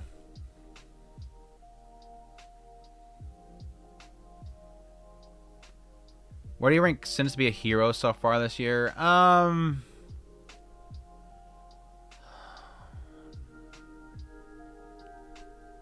think it's gonna barely get it might barely reach my top 10 of the year.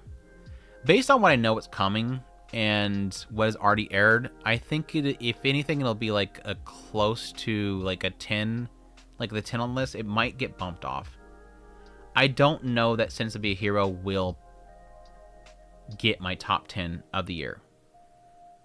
Only because I think it has a very weak middle ground. Like, its middle episodes are kind of weak. It's a really cool story, and I'm looking forward to more. I do love it, but I think it does have a lot of weaknesses to it. We'll see, though.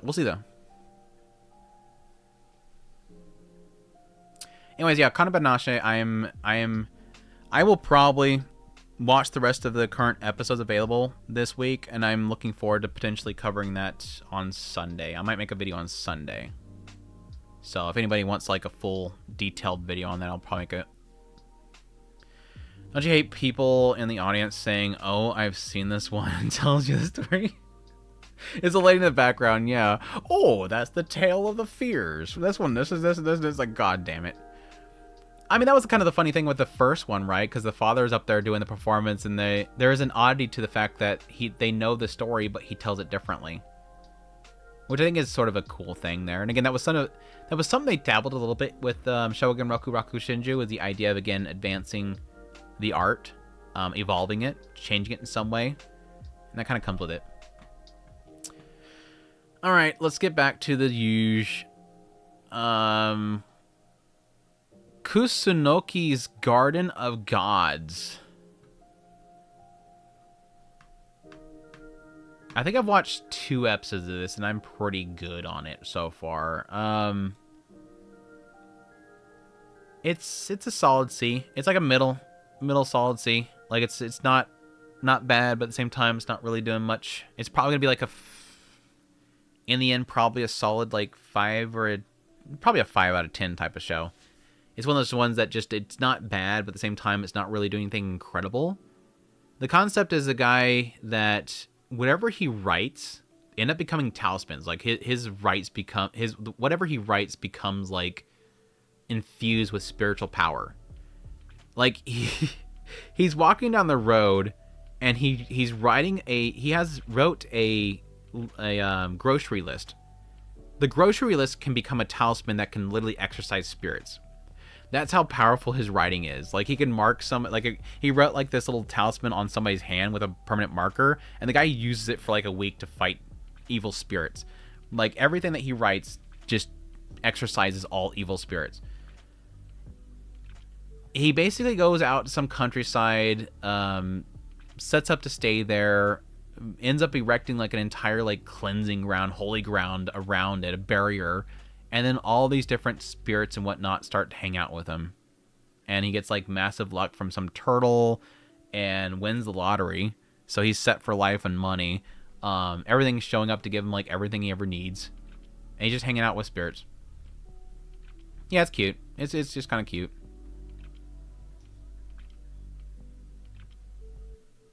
So yeah, it's like just a solid C. The strongest job is apparently not a hero, but a sage, but a praiser provisional. I completely lost the whole thing about provisional, but our overpowered isekai appraiser skill, Sugoi show of the season, D. It's D for D cup, the elf with the D cup. It's isekai slop, basically. Very, very low effort, isekai type of stuff. Guy goes to another world, has an OP, everything, and has the power to literally cure and heal anything.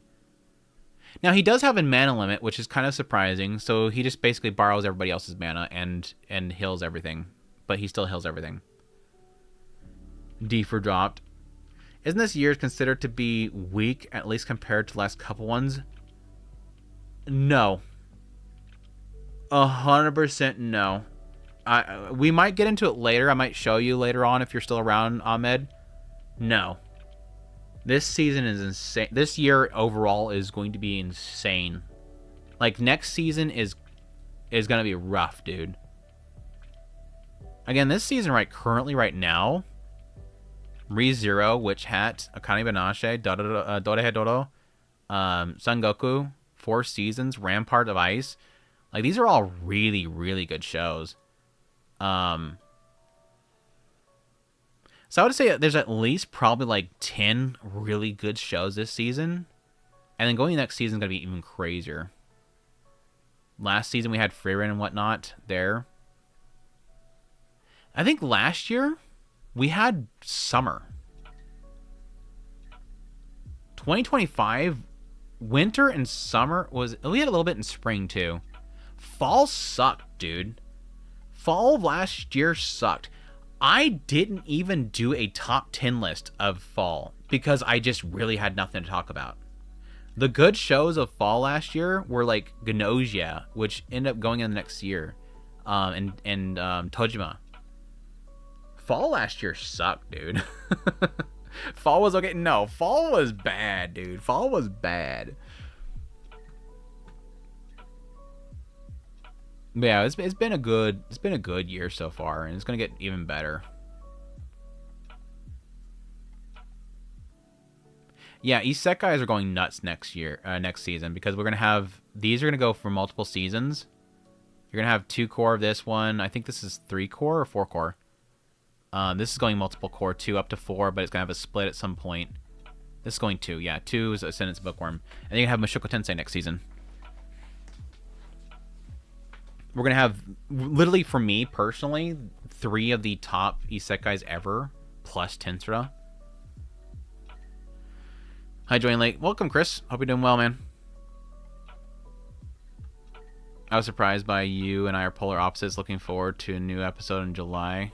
Yeah, if you like You and I Are Polar Opposite, watch Ramparts. It's the same creator. Yeah, Tanya the Evil's coming back too. It's crazy, dude. Doing well. Good. Just watching this one because the elf is beautiful. The elf in her bags, dude. It's like how...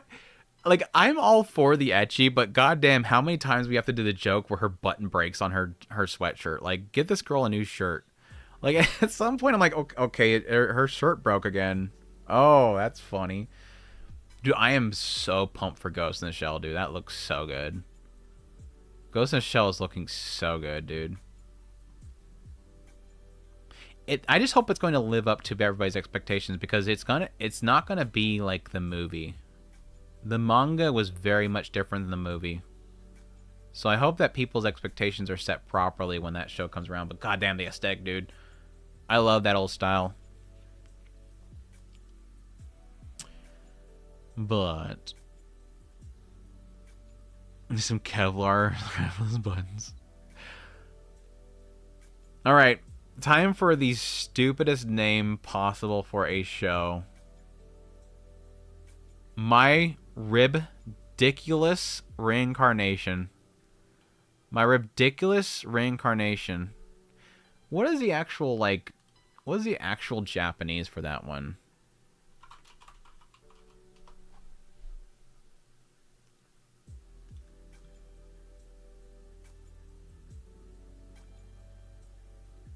It's this right here.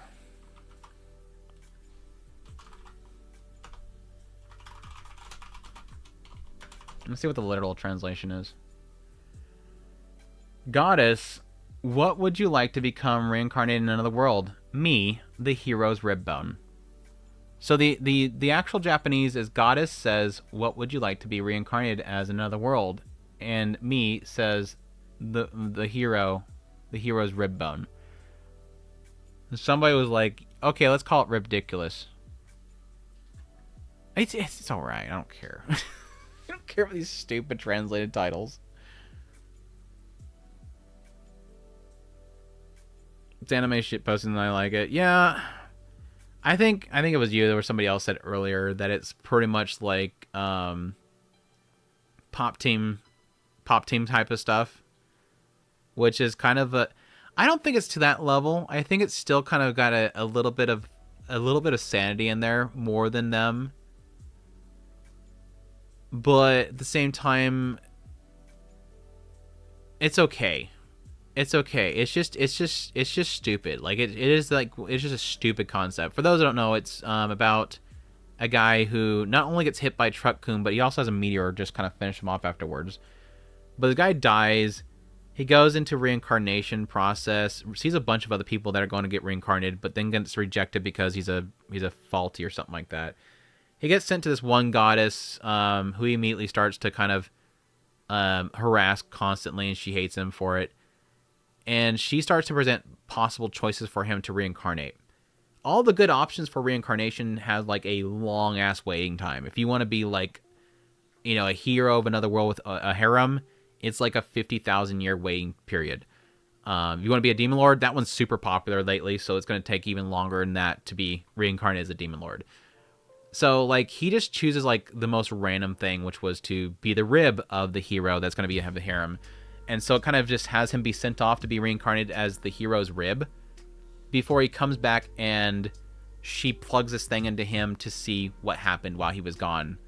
And then it tells the story about what happened.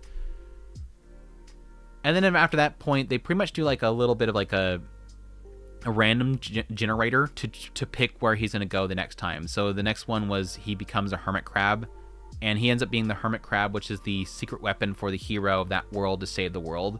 And he's this overpowered hermit crab. So on and so forth. The stupidest options you could possibly have for reincarnation, he does it. And that's basically the gist of it. And so it's like, it's just pretty much like the most random, stupid, like random number generator you can do. Like, literally it feels like somebody just pulled up ChatGPT and says, tell me a goofy story about somebody being reincarnated as a hermit crab, and then ChatGPT says this weird stuff happened. Like, it's the most stupid stuff.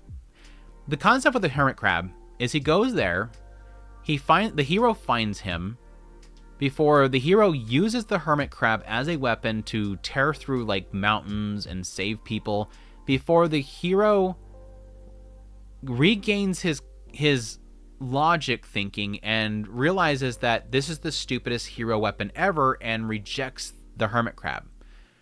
At that point, he leaves as a hermit crab under the sea again, where he finds the princess of the sea folk is being captured. He wipes out the captors, saves the princess.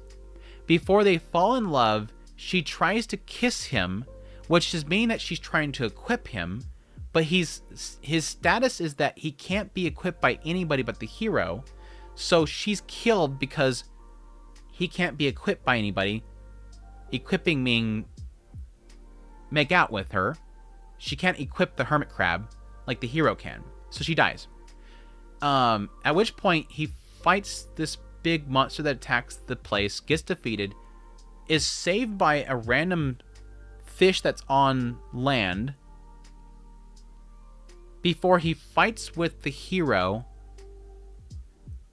partners up with the hero again to save the world before the hero gives him all of his powers to finish the final fight, and then he dies of old age. That's his life as a hermit crab.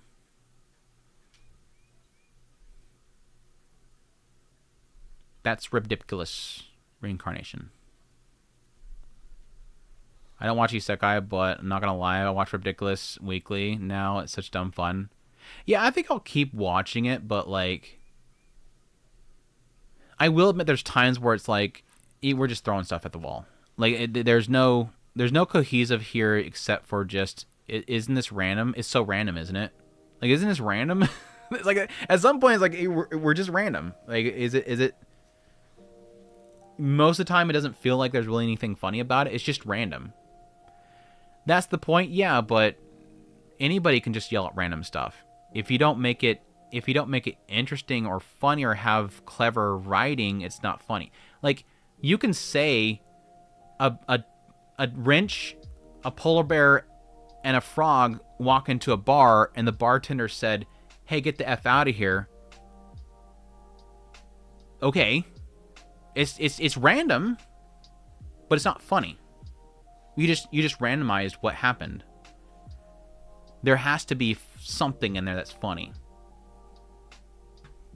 Hey, Alyssa, hope you're doing well. Welcome.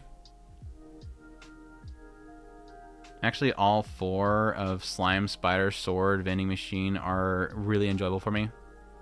Yeah, I like Sword. I'm not a fan of Vending Machine, and Spider I think was like a butchered adaptation, like a super butchered adaptation.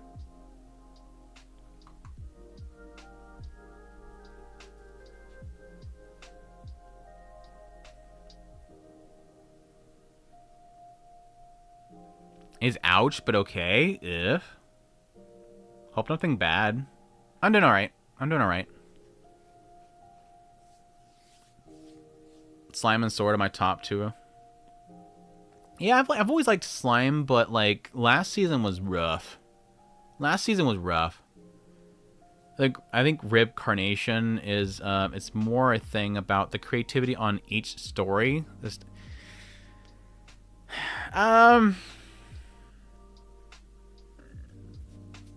Except the one with the AI filter. That one, I'm mixed on it. Like, I think it is creative, but I'm not like... A lot of it's not really that well animated. Like, they had the whole segment with the claymation. They didn't really do anything with it. Like, they could have done so much more with that. It felt very basic. A very, very basic claymation type looking style. Like, you can do different things. Like, so next week we'll do popsicle sticks with cutouts.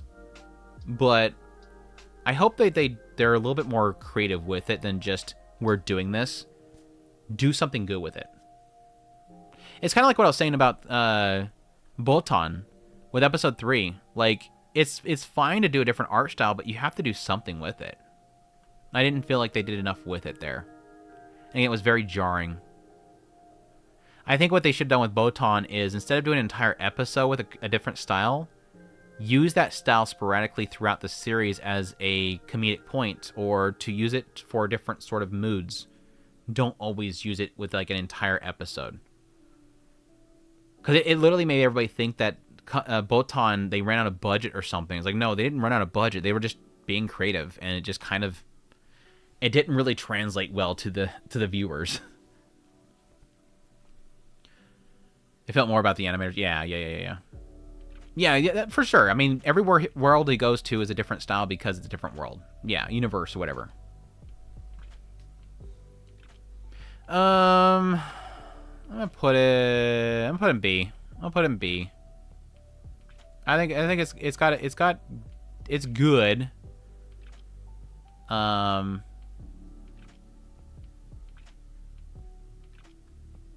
I'll keep watching it. But I might drop it eventually, though. I might eventually drop it. Another wish fulfillment show. We have Gals Can't Be Kind to Otaku? Question mark.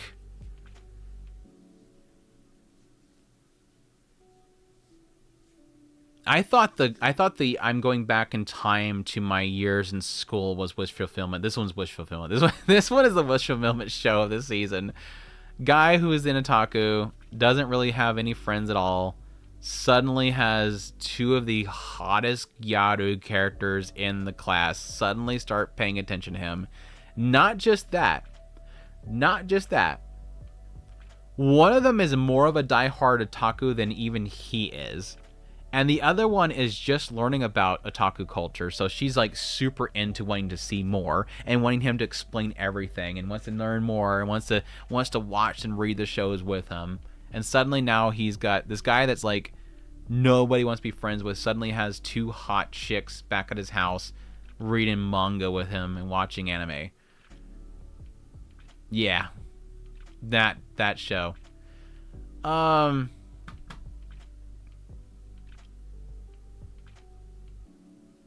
It's like C.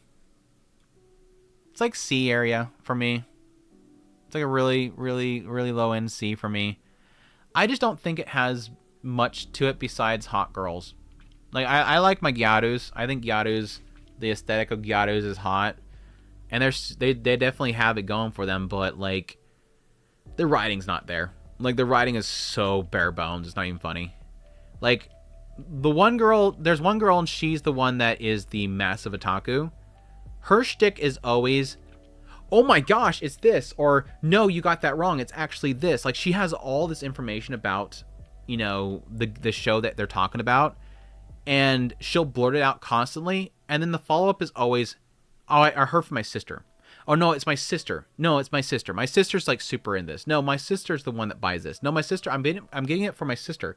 Like, that's her joke. Every single time she says something and then she says it's her sister. So she's trying to keep it a secret that she's actually a massive fan because by saying that it's her sister that likes it. With the other girl, she's just, I want to know. She wants to consume everything and ask questions and constantly be interested in anything that he talks about. That's her shtick. And the entire time he's talking about how he's either being tricked, they can't be serious about it, until eventually it turns into, is there ulterior motives? Can somebody find out about this? Is she really into this? That kind of stuff. Like, it's not very interesting overall. It's just, again, guy with hot girls. The art style looks mid. I think it's got a unique style to it that I do actually appreciate in somewhat. But yeah, like animation-wise, it's not really that great. Gals Can't Be Kind. I read the manga off and on. C grade's about right. Yeah, it's not terrible, just not creative. Anyway. Let's see. I honestly had only watched one episode of this, but Pardon the Intrusion, I'm Home. I only watched one episode of it. It's basically about this otaku that wants to watch her shows. It's like her apartment is like her safe space of like enjoying what she loves. And so she comes home from like work and she just wants to enjoy her shows. But unfortunately, her neighbor doesn't like when she plays this stuff.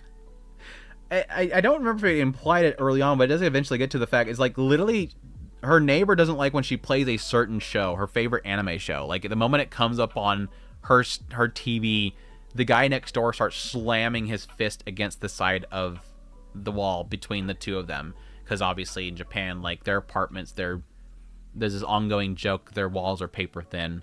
Like they don't insulate those walls at all. So like you could be talking and your neighbors hear you. So like anytime she turns on a show, the guy next door just starts banging on the wall. And so it eventually turns this whole thing where the other neighbor helps her out by actually confronting him, but he doesn't answer the door.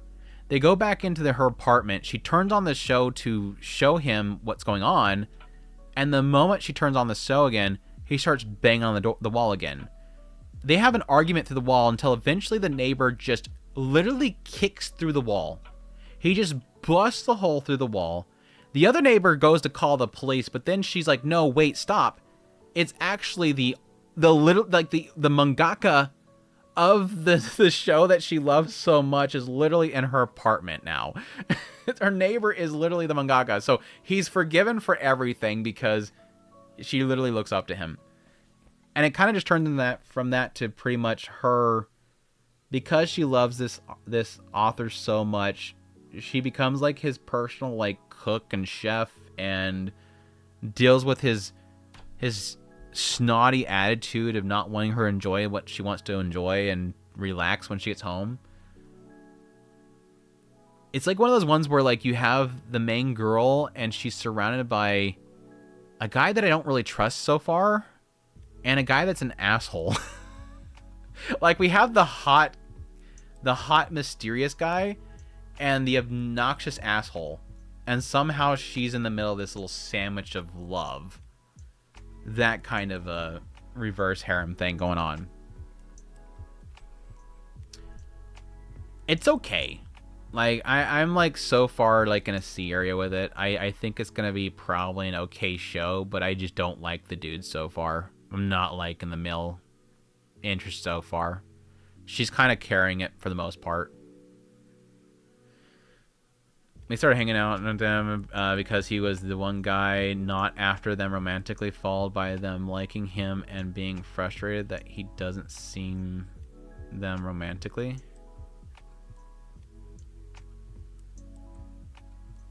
Oh, yeah. I don't know how far into the series you got, but her Emoto is voiced by Roxy Seiyu Kohara? Gosh. Which show? The Gyaru one or this one we're talking about now? The Gyaru's little sister, okay. Did I get there yet? I don't know if I got there yet. It sounds familiar though. Let me see what Kohara's doing right now. Konomi Kohara. Hopefully, eventually she pops up in ReZero, but I doubt it. They have her listed, but I don't think she's gonna show up. They have her listed, but I don't think she's gonna show up. Yeah, right there. Apparently, she's gonna be in Drops of God unless she's already been there. I doubt she's gonna show back up. And then Kanon Devilishly Easy. So they like four roles this season.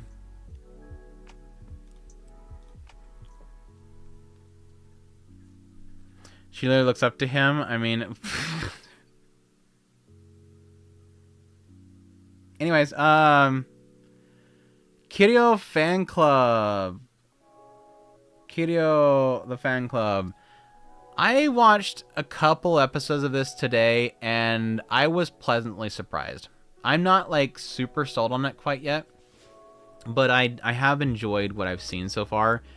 When I did the preview on this one, I talked about it initially. My concern was going to be around the fact that I didn't think that I was going to care much about the girls in the story, but that what looked interesting based on the PV was the fact that it might actually get into the guy. Even though typically with a concept like this where you have... The concept is that these two girls are friends, and they both have the same guy they're in love with. And so they sort of create a club where they're always talking about how great he is and trying to one-up each other. They turn it into a contest, basically, in the idea that who's working hardest to prove that they are a super fan. They're basically they're like idol fans, essentially, for a classmate in their school. And I thought it was going to be mostly about the comedy around them and making him just be a faceless individual. But the PV may give me an indication that they're going to actually get into him as a character. I haven't got to him yet. They implied something at some point that he's struggling with something and that he does have an interest in somebody, but they haven't really got too much into him yet. But I've actually been liking the two girls much more than I thought I would. And I think it's mostly because it's around, it's definitely a different type of comedy. I want to say it's similar, a little bit, a hint of something like, I'm forgetting I'm blanking on the name of the show. It starts with an A. It's a much more kind of semi-adult, semi-mature, semi-raunchiness to it. A juvenile mature style, I guess the best way to put it. A juvenile mature style. These girls talk about the craziest stuff when it involves him. One thing that caught me off guard was at some point they were literally talking about how he might fart at some point, which is a perfectly normal human function, but they were putting it as it's more of it would be a gift from a god or something like that. Like gods are able to fart, and that it literally could be so loud it would bust eardrums, but it would be the greatest thing or whatever. It was the stupidest conversation I think I've ever heard two people ever actually speak. I literally wanted to make sure the subtitles were right. It was that stupid of a conversation that I don't think I've ever really seen talked about in an anime before. When they were making his song, oh my god, when they made the song about him, I actually laughed out loud.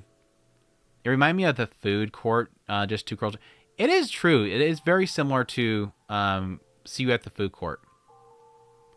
But it's just, again, them being both focused on him as a subject matter.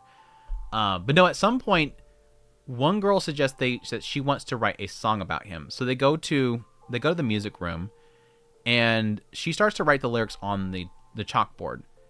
She starts off by talking about how I seen you crying that one day. Girl B goes, wait, what are you talking about? Are you talking about the same?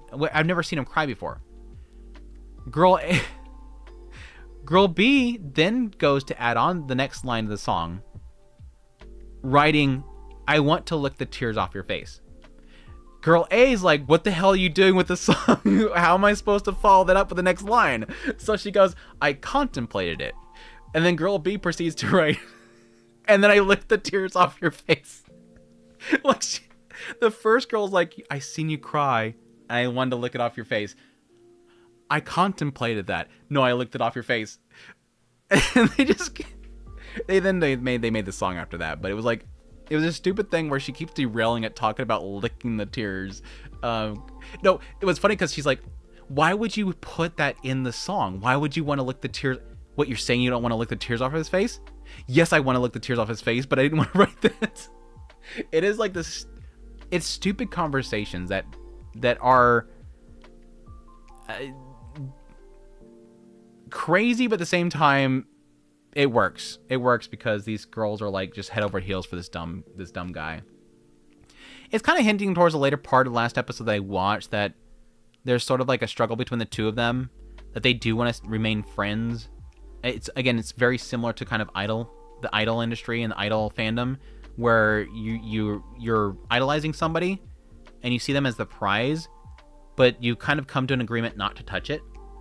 These two girls are both in agreement you don't overstep the line. But it does seem like that might be a struggle for them, so it might eventually turn into something of an interesting romance, but for now it's just like the stupid antics between the two girls is so much fun, so I've been enjoying it more than I thought I would.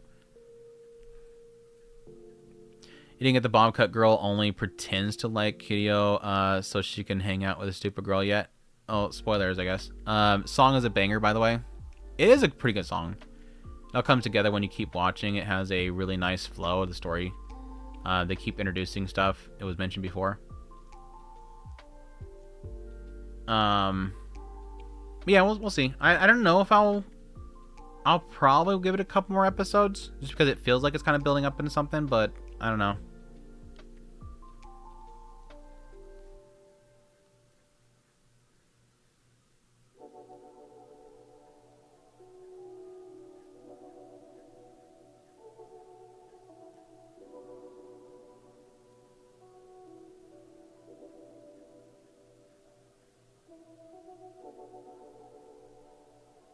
This show for sure won't pass the... Oh, okay, gotcha.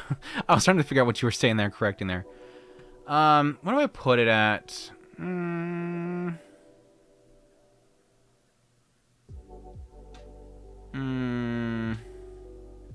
put in B. I'll put in B. In the first episode, I know the last episode they implied like there was a lie and there was a truth, but I didn't think they were implying that.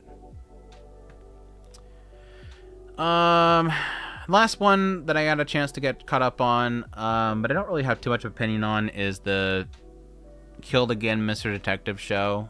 I think I watched an episode and maybe an episode and a half, and I wasn't really feeling it. The concept here is this guy is a detective and he seems blessed by the gods that he cannot die, it seems. So, like, they have this whole segment where he's going to investigate this death, and he gets stabbed through the neck, and then he wakes up in the lap of his assistant, and he apparently never died, even though he's got blood all over him. He was stabbed through the neck, like his wound's gone. So it seems like he just never dies, like he just keeps reincarnating or something like that. But then he solves the mystery around his death after he dies. The only thing that was really kind of enjoyable for me was like a little bit of the chemistry between him and his assistant, and it feels like a lot of it's going to be driven upon that because everything around it's not really that interesting. But I didn't get very far enough to really kind of have a really solid opinion on the show. But it's not really grabbed me so far. Like it going like almost 2 episodes, I'm still not like that attached to it. Doesn't give me much hope for the show in general. That's pretty much all that I've really gotten caught up on this season. Again, I'm not really going to give an opinion on Needy Girl. I'm probably not going to end up watching it just because I don't feel like I'm... I need to watch... I think I need to actually play the game first.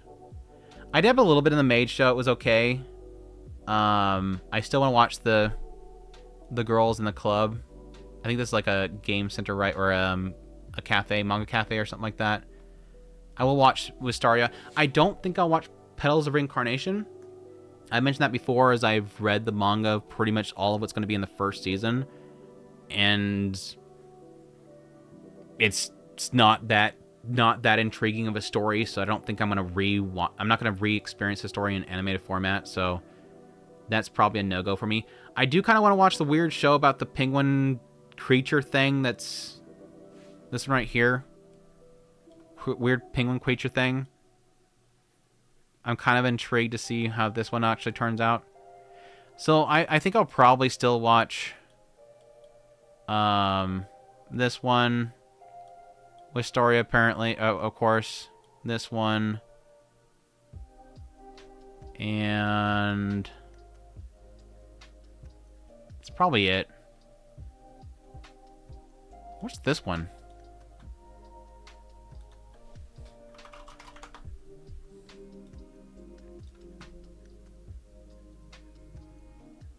Am I getting them mixed up? I might be getting them mixed up.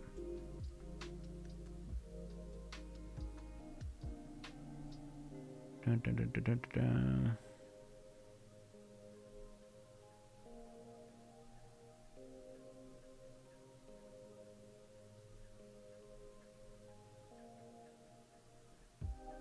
Seven Sisters unit, children rice deity, born tradition in a single grain of rice. 7 gods reside.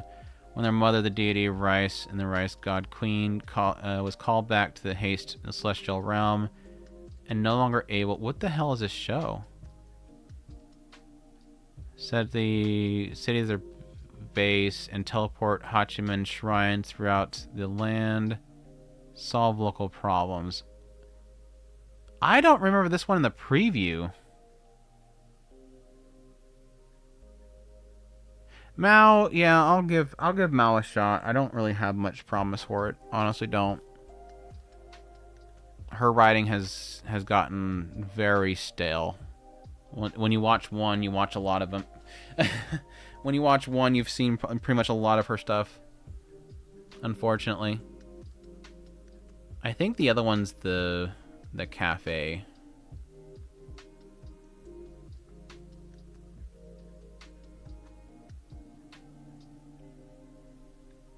Where is the other one? Holy crap.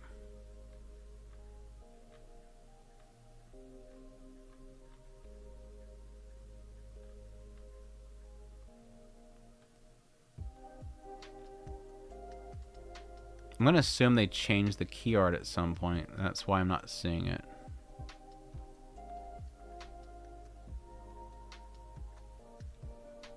Alright, I'm looking one more time and I'm giving up. Unless they did delay it, did they?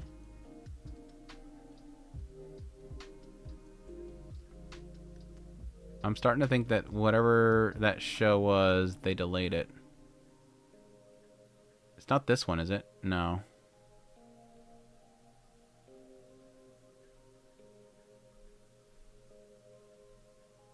I managed to scroll past it 3 times now. Yeah, I give up. So the question mark earlier about this year, I was going to show this. Prettiest Reincarnation doesn't end this season. It feels like it'll probably be end by episode 13 unless there's another villain bent on the world domination or they don't defeat the villains this season. I won't elaborate too much on it, but I read the manga up to a point that I think it should actually end. It actually has like a very big build up and then a rug pull. And if they get back, if they have to get in that rug pull, otherwise it's not going to be a very satisfying season. They have to get into that whole story bit, and that might actually be the conclusion of the season. I don't think it has kind of a good stopping point after that. I think they can do it in 13. I really do think they can do it in 13 because I think they were already building up into that big point in the story, and that the next story part would probably be enough to cap in the season. But again, I only like just briefly looked at it. But no, to the week season or week year, this year we have next season we have Mushoku Tensei. So pretty much all the big shonen or all the big isekais are gonna be next year or this next season. So summer we're gonna have Tensura, ReZero, Ascendance of Bookworm, Mushoku Tensei, Tanya the Evil. All the biggest like isekais, legit, like no joke, is gonna be next year or next season. Am I missing something? I think it's all of them. It's gonna be crazy. You got Bleach next season. We got 2 smoker shows. Next season is gonna be the season of smokers. You got these 2 are gonna be smoking outside the convenience store. You're gonna have the cat girl smoker. Yeah, the cat girl smoker is gonna be next season. Like next season is gonna be the season of smokers. This season we have Botan, and they got like crazy. They have like mass. Is smoking coming back? It felt like smoking was out of style for the longest time. Now suddenly, like all these shows have smokers in it now. Like we're bringing it back. We had Kowloon Generic Romance came in, and like you know what? This is a thing again. So dim to me. What do you rank Warrior Princess and Barbaric King? I think it was a B, wasn't it? Yeah, B. Hashi! Hey. I quit. Don't watch those shows then. You're gonna have this one with a cute cat girl smoking. You're gonna have these two at the convenience store smoking. It's gonna be a bad season next season. What else do we have? We have what is this one?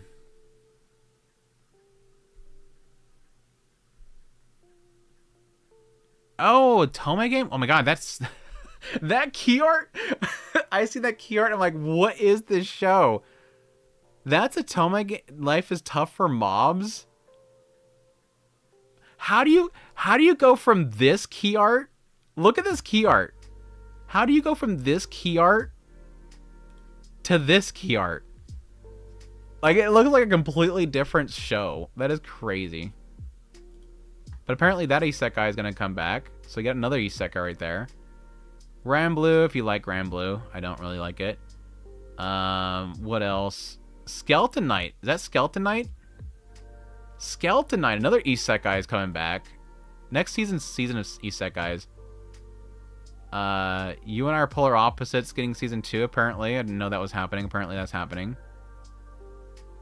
Clevitas is coming back. That's hype. Ghost in the Shell. Hype levels. The Country Bumpkin. More Daisuki. 100 Girlfriends Who Really Love You. Yeah, next season's crazy, dude. Next season is super crazy.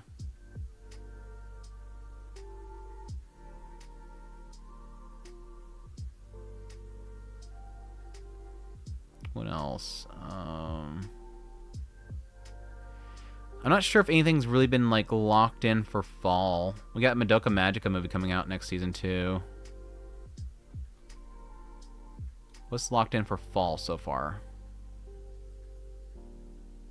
Sword. Oh yeah, by the way, Apothecary Diaries coming back. That movie and the season's coming. Aoashi? Aoashi's coming in fall. Hype. Who's with me? I'm gonna stand here alone and say hype. Aoashi's coming back. I'm hyped for that one. Jeez, dude. Ranma 1/2. Freaking the new Beerus. The third adaptation of Dragon Ball Super Beerus. Gotta love that. Magical Raising Project's coming back. The restart.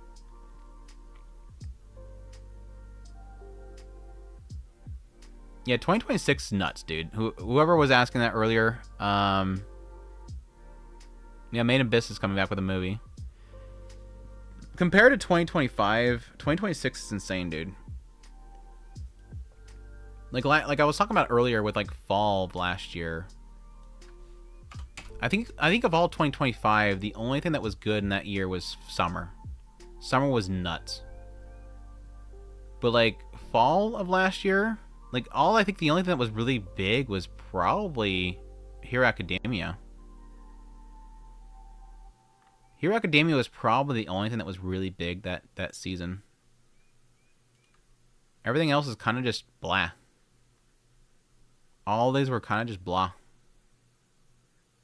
Musume was really good though. Tojima was good, but again, Tojima and Nausea were like two cores.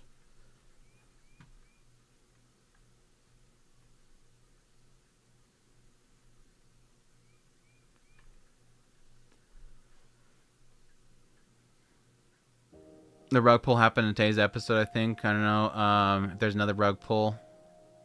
I would expect 13 to finish the series. Yeah, they have to get into like some backstory stuff. So if they're getting into the backstory stuff, that's the big rug pull stuff. Hey, yep, Techie, what's up, man? I'm hyped for DBS. You're hyped for that third adaptation of Beerus. I'm hyped for it. I'm hyped for them doing a full remake. I'm hyped for them actually, if speculation's true, that they actually do a full remake. I want all of Super redone.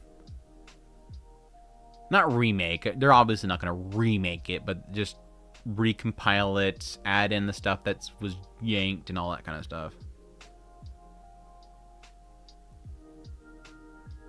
Rather Return of Skeleton Knight, yeah. Definitely going to be a fun season. Next season looks great. I have a reason to live for another 6 months at least. That exactly. There's more anime to come. Stick around. Gundam Hathaway second film this weekend. Yeah. I don't know. There's a side of me that almost wants to just wait until Hathaway 3 comes out. Because look how long it took us to get Hathaway 2. It took us so long to get Hathaway 2. I almost want to wait for the third one. Because there's going to be 3 total, if I remember correctly. We live our lives one season at a time. 100%, yes. Curious about Magic Knight Ray Earth in the fall. Is it fall's Magic Knight Ray Earth? Was it Ray Earth in fall? It is, yeah. Do they have a trailer for that yet? Pause. Pause. Mute. Have they shown anything in here yet? Yeah, they showed a little bit. That's right. I hope it's good. I hope it's good. Because I do love Ray Earth. Super excited for 100 Girlfriends coming back. I hope we get a theatrical release of Made in Abyss film in the US. I don't know if they will, though. If High Dive gets again, they will. It's just unfortunate, again, that they have very limited theater showings typically with that kind of stuff. Dangers in My Heart was like, holy crap, like 3 places. Like, of the entire United States, of like 3 places. I just hope they get that quickly on High Dive. Made in Abyss, though, or 100 Girlfriends, though, I'm cautious of. I want it, but I don't. I hope it's good because I liked a lot of season 2, but they're getting too many character syndrome. There's way too many characters. Like, every single time they do anything in that show at this point, it's like, let's ask what the entire crowd thinks of the situation. So I'm hoping the writer at some point gets a little bit better of balancing those characters and putting them to good use, because having a situation happen and then cutting over to 10 people to find out what they think, eventually it's going to be too much. I watched this Saturday night. Can't wait to see more. A not rush scheduled version of DBS is specifically what I'm hyped for. Yeah, 100%. Let it cook. The trailer they released for the Beerus was really good, though. Like, it feels sort of what they were implying in the idea of making him a lot more of a darker character. Which, again, I think we talked about this before. Like, I feel like they technically pulled that off. That he felt like that whole scene where he's sleeping in the room and they're having to work in there. It was like, that was an uncomfortable situation. Like, it didn't make me feel like Beerus was goofy. It had comedy. It's Dragon Ball. But they made him out to be scary. So I don't know what they're talking about there, unless it's just overall. I'm fine with them making it more darker tone, though. Wait for what happened. Yeah, well, how long was that wait? I feel like that was 2020. Was it 2020 when the first one came out?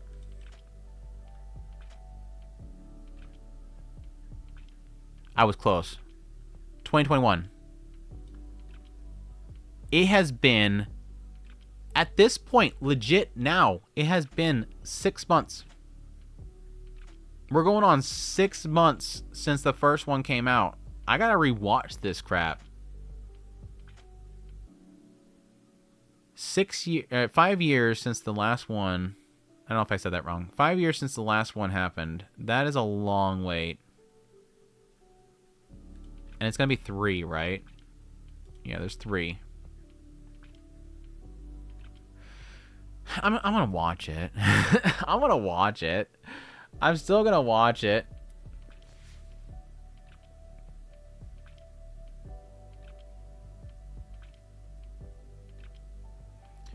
You see my post about Izumi Fuka aka Magic? Yeah.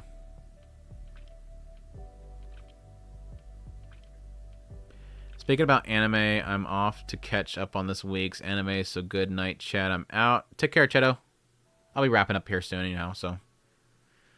Put the 4K of Hathaway 1 and watched it a week ago and prepped for Saturday night. Did the Japanese import, did it have subtitles? I'd like to get that. It does. Yeah. It should. I mean, like, all the Netflix releases all have English subtitling and in a lot of cases dubs, so wasn't outrageously priced. That's a shocker. That's a shocker for a Japanese release. Yeah, I mean for a Japanese release. Yeah, I've gotten a few of them from Japan. Like I got Your Name imported, the 4K version. It was all subtitles and stuff. Beers already had a great blend of terrifying force of nature and goofy cat guy.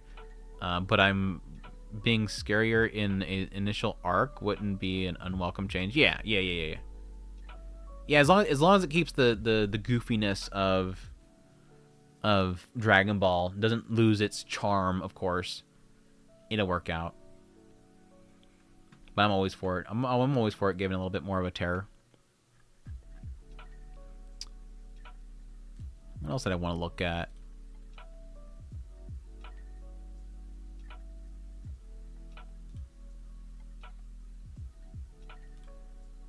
Anybody has not watched Awashi, I highly recommend getting caught up on that one before fall comes around, because that was actually a really good show. I will be covering that when that one comes back around.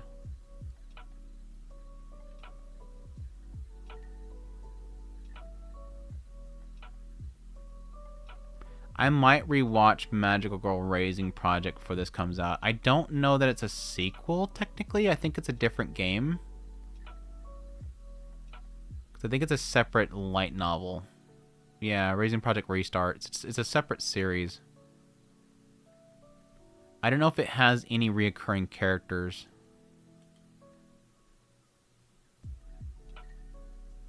God, I have to see Swim again. No, I'm not rewatching it again. I don't want to see Swim again. I do not want to see Swim again. I hate Swim so much. I hate Swim so much. Oh my god. I might rewatch it. But I'm not sure if I can stand watching Swim again. You have not watched Awashi, I will give it a shot. Yeah, like, I'm not a big sports fan, but, like, that one worked. That one really worked. Great characters. Just noticed new Made in Abyss PV might be a new season. Wasn't it listed as a movie?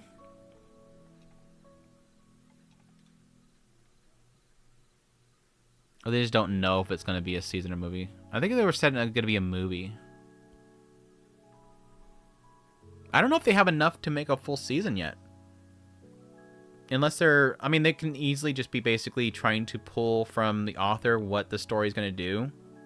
Because, like, when Golden City of the Scorching Sun ended, I went and checked out the manga, and, like, they literally had, like, barely another chapter after that. Like, they were so close to the current storyline, or where the manga's at the moment. My assumption is that the author knows where they want to go with the story, and they're able to communicate that to the studio to continue it forward, or they have the rough drafts or whatever. So it's not the first time the studio would go beyond the manga, but I think they're going to do a movie that won't be that far ahead.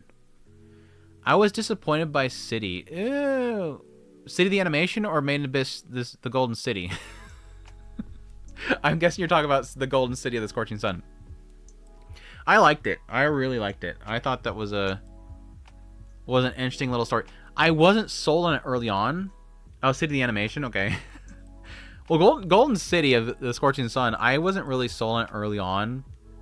But, like, the later parts of it gotten some good stuff. There's some good stuff. I love Made in Abyss.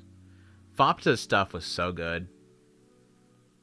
And Kuno Misaki did some great stuff for that voice work. Holy crap, dude. Fopta towards the later part, she nailed that performance. The first season of Made in Abyss still stands as one of the most incredible anime seasons. I think Made in Abyss progressively gets better. I think it progressively gets better as it goes. What's Chris been up to? He's just got life happening. Haven't seen us doing an anime cast in a long time. Yeah, and it's indefinitely in hiatus at this point. We probably won't have another episode until something changes. For now, it was a good run. We'll have a new podcast episode hopefully next week because we have the community anime of the year stuff to release. It'll be a long, meaty episode. Me and Ida got together on that one. My favorite was Made in Abyss was movie with Bondrude. Dude, Bondrude, that I like Bondrude's story, yeah, but wasn't my favorite overall. Which is not saying much because I think overall Made in Abyss is a really incredible world and has some good stories. Bondrude's just not one of the better moments of it. Like it's really good, it's just not one of the better moments. Like I find characters like what the hell is their name? Shoot, blanking on them. Where's she at?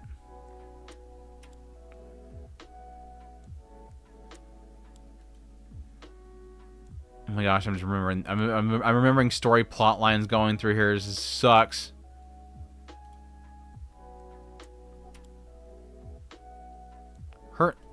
Who's with Moak? What the hell's her name?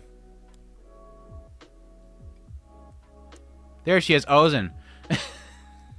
I like Ozen more than Bondrude. Like Ozen's crazy, dude. I'm hoping we get more of Ozen in the future. I really want to see more of her.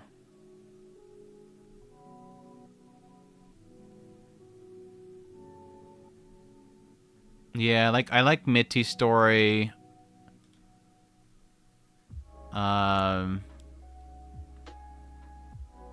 Getting the Golden Sun. Fopta, obviously, her story was great. But I also liked getting into Beroku. Her story was incredible as well. There's so many good stories. There's so many good stories in this. Fopta's probably one of my favorite characters. I found out her Seiyu is also Typhon. Yeah, like I mention this literally every single time, but like in this season of City of the Golden Sun, literally Misaki Kuno, apparently she blew out her voice in that season. It was like that much work that she put into it. Because if I remember correctly, that was, let's see, summer 2022. And down, I'll do this. Let's see.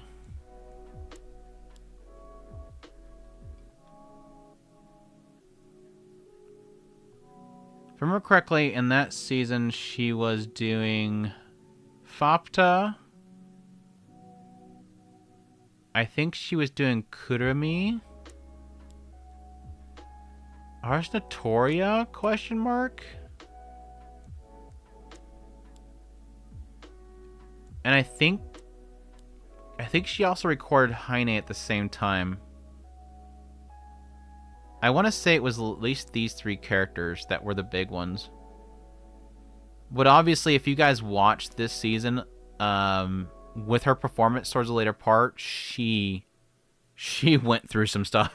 Like, her performance went through some stuff. Like, she had some screaming to do. Like, primal screaming that was so well done. That took a lot out of her. But no, I love her voicing. Like, she makes the cutest voices. A lot of very young characters that she just nails very, very well. Yeah, me and Chris have been following her voicing role since probably Tama of We Cross. Yeah, this is one of my brother's favorite characters. He even has a figure of her. We've been basically following her ever since then. She's of course Hawks in Seven Deadly Sins. Typhon, obviously. She was the character in 86 too, if I remember correctly.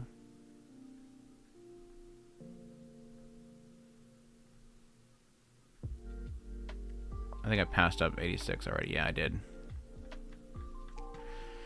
Anyways. No wonder she did a head and son after shouting, right?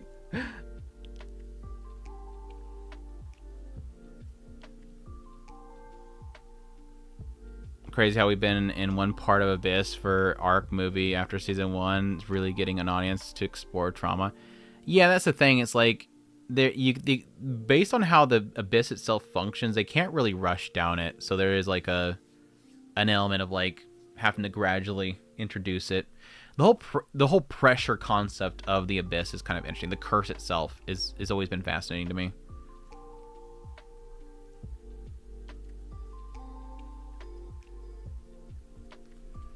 Anywho. I think that's pretty much all I'm gonna cover for the night, chat. I think that's what I'm gonna cover for the night, chat. We tackled my spring list. Again, I'll probably cut off some of these shows, unfortunately, from my list. I'm definitely not going back to Snowball. I'm not going back to Liar Game. There's gonna be some fat trimming for me to kind of move on, but it was a good start of the season. Hopefully I can get things caught up on the ones that I care about and wrap things up.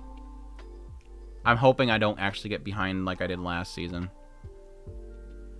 What's the 2 rightmost animes in S tier? That is Sangoku, Nippon Sangoku, and Dorohedoro, season 2. Obviously, an analogy to deep sea diving and the bins. Yeah. 100%. That's sort of the impression that I got when they first described it. But yeah, my top easy right now is ReZero, Witch Hat Atelier, Akane-banashi, Sangoku, Nippon Sangoku, and Dorohedoro. Close in A is Ramparts of Ice, Agents of the Four Seasons, Tensura, A Sense of Bookworm, Dr. Stone, An Observation Log of My Fiancé Who Calls Herself a Villainess, and ReZero Break Time. That's the big ones. That's the big ones right now. I'm probably most anything, some in B and lower, I'm probably going to drop. So, I still got like a lot of shows I'm going to be covering for this season. It's going to be... I'm going to cut a whole bunch of shows out, and I'm still going to have a whole crap ton to watch. So, there's still plenty to have here. But anyways, as always, I appreciate you guys for dropping by. It was a fun stream. It was good chatting with you guys, as always. I always love when the chat is active and we can just banter about stuff. Have disagreements, but at the same time, be respectful of each other's decisions. Even though my opinion is better, obviously. It's always good to have you guys here and chatting about this stuff. But until next time, I'm not sure what I'll do next week. I'll have to ponder. But until next week, I hope you have a great one, and y'all take care.